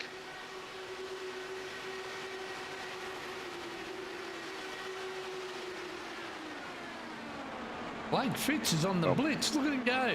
Couple of lanes up, trying to get a lap back. He's on the outside of Mav now. Mav got a bit of the wobbles up there. Reaching for a refreshment, maybe. Don't put the mocker on him, Joe. Shh, we won't talk. Long way around, but he could be on a different fuel map as well. Ain't right, it's long stop for him. I reckon he's triggered the line. Yep. He's been there 40 already. That takes him way out of contention. Fitzy's got him. Yeah, he's just leaving pits now. Yeah.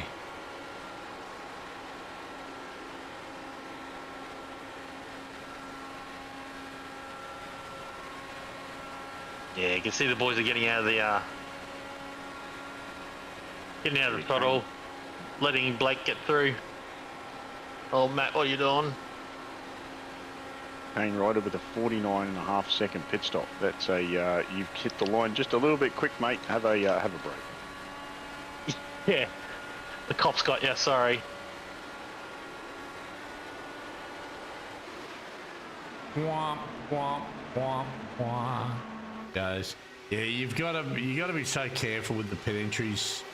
They just destroy your race. When you're looking at laps in the game, 30 to 40 second mark, and you get a 45 second penalty. On top of your pit stop as well, boom, you lose 2.5 laps. Just blink exactly. You're gone, and just takes you out of any form of contention and dance pits. He's got 6 people on the same lap as him at the moment. Kane Ryder's just lap down. Warren Ryder should be doing that same thing. So Hannah is still on this lead lap, so there's 5 guys on the lead lap at the moment. Jackson Dial, Adam Av, Sam Sutton, Jackson Rayhana, who's only just ahead of the leaders, and Marcus Watson, he mentioned there, but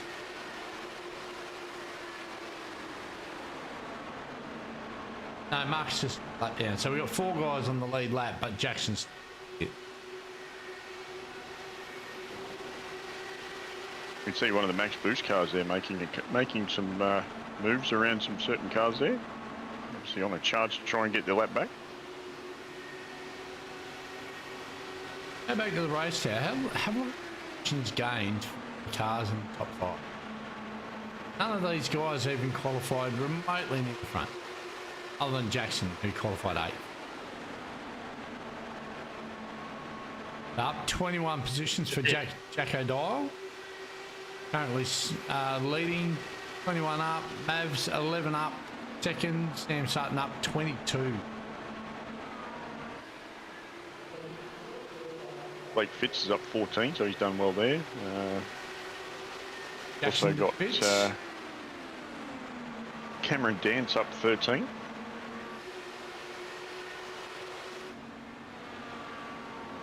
This is right on the limit for Jackson. He's still going to be, although he'll go a lap or 2 down. So the leader's on lap 83. So they're still going to have 22 laps to go when they come around and put him back a lap again. Marcus has gotten by him, put him a lap down. Mav's in the pits. Now, I did set it up to be a... Oh, Adams hit the wall there. I reckon that might have been a pinch of the brakes as he's hit the line, to be honest. It looked like a very quick shift. I did set it up, boys, to be a lapped race, but because that caution was so long and we were trying to pick up debris from all sorts of places along the fence, people's teeth, a whole lot, we might be close here on laps. So you've got to keep an eye on the time, an eye on the laps. We are getting through these at about 32 seconds, 33 seconds a lap. So just over 2 laps a minute. It's going to be a tight one here, I think. Adam Maverick is out. Beating. Did he trigger it, did he? Yep, he has. Yeah, he's been in the pits for 30 seconds. He did trigger the line. There's going to be teammates battling out for the win here. Oh no, we can't. Here's your race for the lead, people. Jackson Dial, Sam Sutton. They're the only 2 guys on the lead lap. I mean, Marcus well. And they're both into the pits same time too. But Marcus has that offset pit stop as well. He does. So Marcus still has a stop to go as well. Adam's just leaving his pit box now. Which one's so Adam's come undone in the last stop. 20 to go. We just got 10 minutes, so it's going to be touch and go on this one.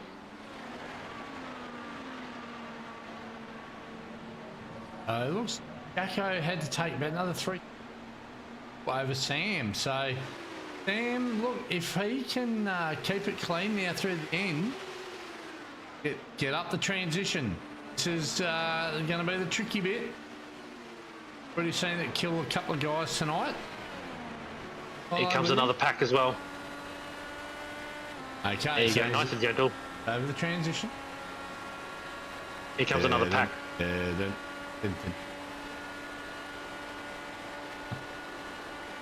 There's that Jackson, Rayhana and Julian. So it looks like he's got the break on his teammate there too by 2.4 seconds. That's all that you need. Very smart drive tonight so far. Up 19 spots for Jackson, up 23 for Sam. So Adam Lavis trapped a lap down. Jackson Rayhana, last car on the lead lap, currently in 4th. Looks like the Watsons are pitting. Where are they going? Okay. Yes, it's a short ride into pit lane, but you got to brake a lot earlier. Yeah, but it also means you've got more room to actually get on the brakes if you have to. You're nowhere near as close to a wall that's potentially going to send you back out towards the track. Yeah. So it looks like Lone Rangers now. So we got Sam Sutton leading by 2.6 over Jackson. And then it looks like Marcus is currently in 3rd, but Jackson Rayhana, he's on his way out of the pits, but Jackson Rayhana is coming around to complete a lap here. Just question, what is the time? So obviously we're 105 laps. What's our time limit tonight? 65 minutes. 65. So 9 to go. 9 minutes. We're going to be tight on this one, Joe. 9 to go, 16 laps to go. She'll get it Gotta be done. right on. I think we'll get the laps in. I think we'll get the laps in just by about maybe 30 seconds. 30 seconds, yeah, one lap or so. Yeah. It was going to be tight the whole time. It's never, I will put this out there, it's never ever a timed race in the Indy cars. I want it to be laps. We just happen to add extra for allowance for competition caution, that kind of thing. So, and that competition caution was pretty mega. It definitely Towing was. most of the field back to the pits.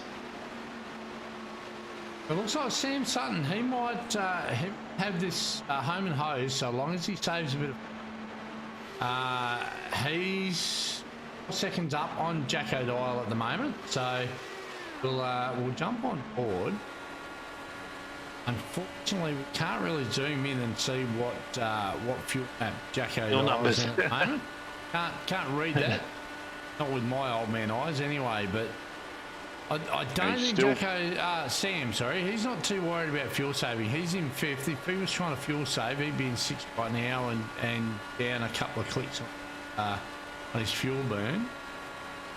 So in 5th gear.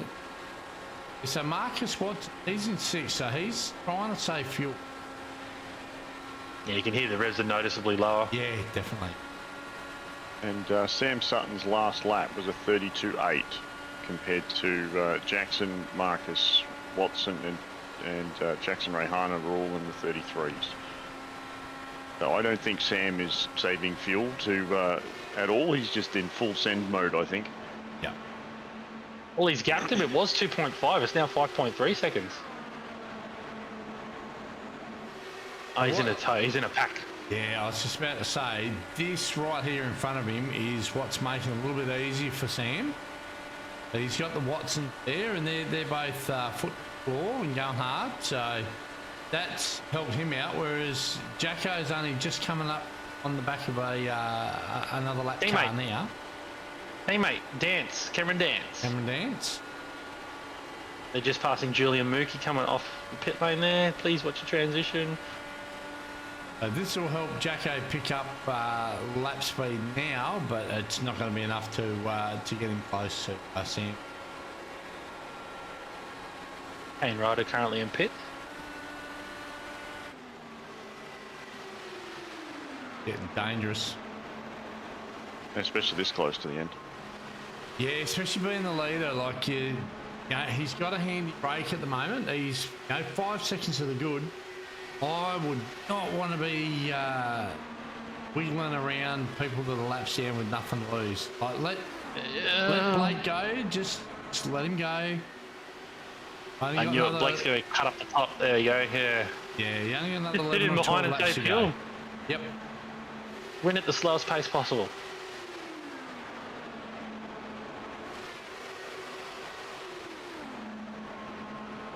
I prefer Tom Donohue's way of racing. Unless I get to the end of the straight and spin the tyres, I don't have enough horsepower. Oh, so you're the one, Joe, that's you're basically not slowing down until you see God or Jesus. That's exactly right.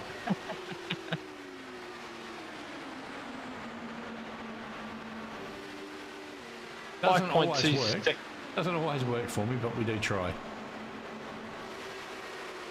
5.2 seconds separate the top two. And another 27 seconds to third place there, which is basically in front of the leader. They're slowly catching cars. It's all about using the grey matter, the stuff between your ears here. Do you want to be fighting those guys who are trying to stay on the lead lap, even though you got virtually a lap in front? And Yeah, Blake Flitz apparently has got a drag car. There you go around the outside. Sorry, there you go, Greg. No, you're right, Nick. I would certainly not want to be sitting in Sam Sutton's seat right now. Those two max boost cars are twitching just a little bit too much for my liking this close to the end of the race. Well, they've got to be close to going to pits now because their last pit stop's offset by about half a stint. So, where are they? Marcus Watson, lap 87. And those guys button off to duck into the pits. If they haven't got enough laps, you would tucked in close behind. They pitted on lap 87. 87, yeah, they did it. Sorry, I only just realised that they did a shot. They should get home. I'll be right to get to the end, pinning 2 laps after the lead boys. The one that's probably going to be touch and go might be Jackson Rehana sitting in 4th at the moment because he last pitted on lap 81. He's only just behind Marcus here. Yeah, and But unfortunately, he's well offset. 83. Yeah. Lots Mav- of draft for him. He's got it in 6th gear. He'd have the engine turned all the way down. He'd be doing everything he can to try and get the 24 or 25 laps out of it this year home. And he's a lap down anyway, so he won't do 105. He'll only do 104 laps at most. Yeah.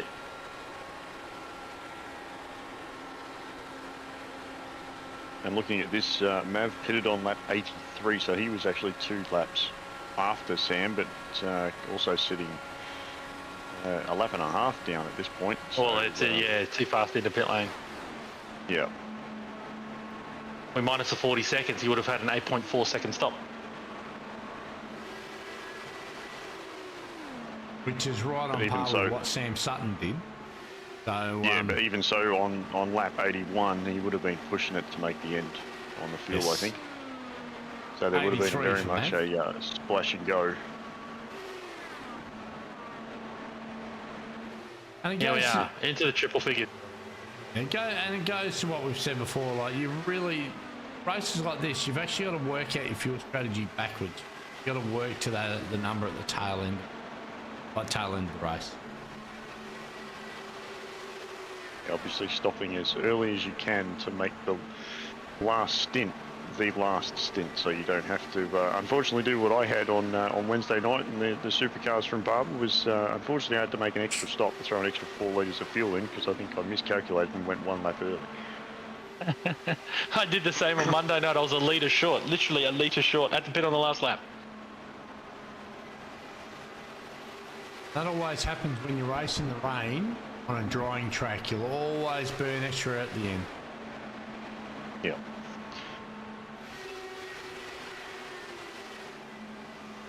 Tell you what, we might go very close to time certain. We've only got 2 minutes. 1 minute. We might get in there.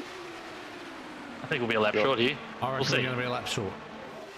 Lap 103, we're 64 minutes in now, boys. Sam Sutton leading the way, 5.7 seconds over Jackson Dial. We're 27 in hand over Marcus Watson with Jackson Rehana right on his exhaust pipes there. 4/10 back. They're your top 4. Top 5, Adam Lavis there, another 18 seconds back. Unfortunately, he had a pit stop penalty for entering pit lane too quickly, no doubt. So it's going to be one of these, off air, Greg Heaney did call it. Watch those Orbit boys at the back. And they've played a smart game. They really used the grey matter, used their brains. To qualify at the back, gives us time to react, get out of the colossal accidents that were going to happen. They did happen. And just work your way to the front. Oh, this is going to be touch and go, Joe. Did we cross the line with enough time to go? Where's the leader there? There's Jackson. There's Sam. 5 seconds. It's got to be the white flag. There he is. White flag. Oh, that for timing. Tell me you think you'd set these races up before, Nick? Yeah. No doubt there was apparently there was not so much nice words said in the server, and I did just talk to Race Control and they should have muted it, but that's all right. And no doubt people are going to ask for a second caution. Unfortunately, we don't give that here. They know the rules. Drive to them. But look at this. Using their brains, using their fuel strategy, using their speed. Sam Sutton coming through the final turn, across the line. Fantastic win there from Jackson Dial. There he is. And Marcus Watson rounding out your top 3. 4th place, Adam Lavis. Coming across the line here. Unfortunately, Jackson Rehana stayed out as long as he could, but he is now in 5th place. Yep. There he is there. Dyson with Blake Fitz and the Watson gentleman. Oh, Fitzy! Yeah, that's what happens when you go below the line. Hasn't hit anything though. It's his last lap celebrations. Give him a break. He made the end. There we go. And Nathan looks to be Nathan Michael rounding out the top 10, finishing That's where it. he started. Hey, to finish first you have to finish, and I don't think some of these guys actually took that on board. But look, there's your post-race results there. Greg, you want to take us through those? So we've got Sam Sutton orbit drop there with the race win there, followed by Jackson Dial 6 seconds down the road. Marcus Watson in third from Team Max Boost. Adam Maverick or Adam Lavis, whichever way you would prefer. Finishing fourth, 1 lap down, we got Jackson Rayhana, Craig Watson, Blake Fitz, Kane Ryder, Julian Mookie, and Nathan Michael rounding out your top 10. To continue further on, we've got Vaughan Ryder, Cameron Dance, Sio Barn McKernan, and apologies if I've butchered that. Matt Schmidtke, Josh Millard, Dylan Walker, James Glasspool, Pete Matson, Scott Jordanson, and John Simpson to round out your top 20. And you want down the page, we've got... Sorry, you go. To continue on down the page, we've got Tyson Broad, Craig Bond, Phil Otto, Jake Edwards, Matt Feely, John Trott, Andrew Dyson, and Lachlan Olsen. Unfortunately, I believe some of those guys probably packed it up and taken it home after the very large incident near the start. So unfortunately, condolences to those guys to not make the end. But we'll see them hopefully back on the track next week.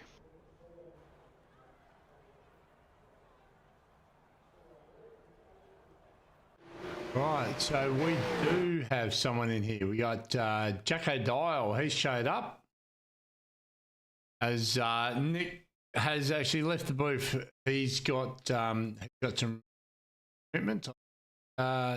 Heading out, are you, Nick? Yeah, I've got to disappear. I've got a stupid early start tomorrow morning. So I'll leave it in the capable hands of you guys. Thank you again, Joe, for doing the broadcast as always, and thank you for Greg for jumping in and helping out. No worries. Cheers, Nick. Let's play Funny Buggers on it. Yeah, look at this. Got too many replays going, Joe. I G'day, know. Jackson. How you going? Well done on the second place there, man. Cheers, mate. It was yeah, a bit of a wild ride tonight. So was there a strategy play at hand here, or was it just a case of unfortunately didn't quite get the qualifying right and hopefully pick your way through the mess, or was it just a we're running to a number? It was definitely a running to a number tonight. We definitely didn't want to qualify up high in the field. We knew there'd be quite a few dramas with just crashes throughout the race, which very evidently was. And we were pretty happy to sit back there in map 5 and yeah, just chill for the entire race. I think we saw with Adam was doing really well, but even on Adam, we had saved an extra 2 or 3 laps of fuel, and it was pretty detrimental in the end not having to stop again. Yeah. We did see from the booth here in the timings that Mav unfortunately tripped the pit lane speed limit, so that obviously bought you guys a little bit of a gap as well. So yeah, well done on the drive for the team. Yes, mate. Yeah, it was definitely getting close to the end there. I pulled too far right in the box in the last pit stop, which let Sam get the jump on me, and then being by myself with no slipstream, I ended up running out of fuel just before the line, but we made it in the end. Did that big incident, like that, the big one there, that sort of split the field, I guess, sent half the guys home in the ambulance and half not. Did you, were you close on getting involved in that when it happened? I think poor Scotty might have got into the water earlier on, or got involved in something and had a bit of car damage, and just trying to get back to the pit. So I think he might have just come down on the side and it spat him up in front of the pack. Were you involved at all in that one, or you managed to dodge all that? I did manage to dodge it, thankfully. There was a lot of close calls in that race. We'll definitely be watching back the replay and having a laugh. Definitely puckered a couple of times.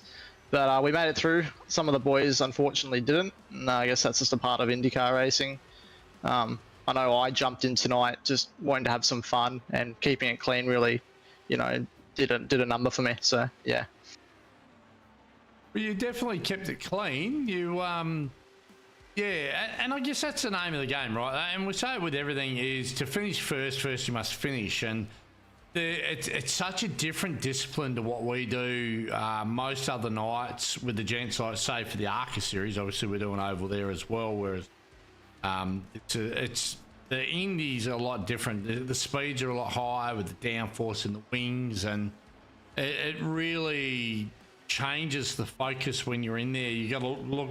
How do you find, like, you got to look a lot further ahead, or how do you actually attack the race, or when you actually get in and rolling? To be honest, you're honestly thinking about fuel the whole time. I was watching my throttle map for a lot of that race, trying to keep my fuel on par with Sam Sutton. I actually ended up saving a little bit more fuel than Sam throughout the race, so I definitely felt my fuel game was strong there. But when it comes to wrecks, honestly, a lot of it is luck. You do need to look as far as you can up the field, and a couple of times I dived to the infield on the straights when there was a crash, and that really helped me avoid the carnage. But sometimes you just get unlucky, and that's how the cookie crumbles. You got any more questions for him, have you, Greg? Oh, I was going to actually ask if Aiden might have been in your ear tonight, giving you some coaching lessons on how to drive these things quite quickly. Oh, I keep trying to convince him, but I think Aiden's working a lot lately, so he's been doing a lot less driving, unfortunately. It would be great to see him out there in the number one. Definitely would add to the pack of strong cars we already have fielding. Yeah, that it certainly would. It would be good to see him back on track running the one on the Indycar, albeit not in my colours, but these things happen. But yeah, well done on the 1-2 tonight for you guys, and hopefully see you on track next week. No worries, thanks guys. And special shout out to Harrison /Box Lillis and his VE Commodore. Cheers guys. Thanks, Jackson. Congrats on the podium. So Cheers, Joe. Cheers, Greg. So what that's probably going to do, we can truncate a little bit this week, Greg, with nobody else has decided to come to the booth. So what we can do is go over what we've got coming up again. So tomorrow night, we've spun up the Mustang FR 500 for the Mountain Men round. Now, if you've driven this car at all, you'll know how much fun it is, and also how much fun it is around on the mountain. It's certainly one of the gems. It's been around for a long time, so jump on board, people. Join us on the mountain tomorrow night. That should absolutely be a great race. Another tip on that one before you keep going, Joe. With the FR 500, if you got a H pattern, good suggestion to use it. Oh, absolutely. Yeah. It's a lot of fun. You can actually like drop 2 gears at a time and whatnot. Yeah, it's certainly worth putting the H pattern on the rig. You take over, Greg. My headset just went flat. All good. So as of Monday for the early session at starting at 7:30, we've got the GT4s from the Circuit of the Americas for a 30-minute race, followed up by our second helping of GTs for the day, GT3s from the Road Atlanta circuit for 2 sprint race rounds starting at 8:30 with the Pro-Am split, followed up by the Am split. If that's correct, I'd have to double check with you, Joe. Is that right, or is that actually Pro and Pro-Am? It's Am and then Pro split, so I haven't changed it. Now, I'm a rookie. Rightio. You've only been doing this for how long? You get me in trouble with the boss. We've then got Tuesday. We've got the Honda HPD from the Silverstone circuit for a single 40-minute race, followed up by TCRs from Road Atlanta for a single 40-minute race for some more door-banging action, similar to what we had possibly seen for those in the server from Knock Hill last week. As we go over the page, coming up on Wednesday night, we've got the Milwaukee Mile with the 70-lap feature there for the ARCA cars, followed up by the Winton Super Sprint for the Gen 3 V8s. For those guys, just touching on this, for those guys that are taking part in said race, or anybody new to the GSRC that would like to take part in that, we are running that as a split server for the Dev split and the Elite split, being it is a fairly tight circuit and the cars are fairly sizable. So obviously the committee has taken it on board and split that one up to not have a 50-car grid around Winton. That's a track that famously was described by Mr. Dick Johnson as racing a lawnmower around your clothesline. or referencing it as a coat hanger. That too, yeah. Moving on to Thursday, we have the Super Formula Lights from the Nürburgring WEC layout for a 23-lap race there, followed up by the Bowens Porsche Cup at Daytona, Daytona Road for 40 minutes, followed up, and then we run to this time next week with the Formula Fords from Oschersleben for a 2 sprint race round, which should be quite good at racing around that track in those little buzz box cars, so that should be interesting. And then off to Hockenheim. Unfortunately, it's not the nice big version of Hockenheim, because that would actually be quite nice in the Indy cars for a 65-minute race around there. Don't forget, people, Mother's Day is coming up. So you've got your wife, you've got, keep mum and the wife and whatnot in. Get into the merch store, grab yourself a hoodie. We got winter coming in. So jump over there, get your merch. You can put that up at merch.tgsrci.com. And we can't go anywhere without thanking our sponsors, Spreyton Cider, non-alcoholic waste option, Orbic Australia, Bowens Builder's Choice, mert.tgsrci.com, trophy.ai, and Flash Graphics. We can't do what we do without the support of them guys, so please support those that support us. And the one thing that I do want to go out with tonight, I cannot let him get away with it. Our very own Scott Jordan is going to take us to end of the broadcast. We're going to get that one. Have you got anything you want to cover off before we go, Greg?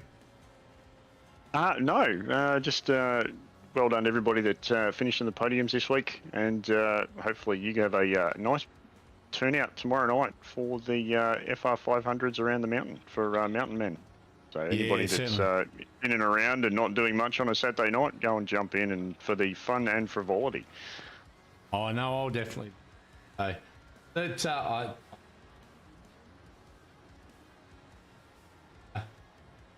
click the button here. Able to go. Good mate. We'll let him take us to the break.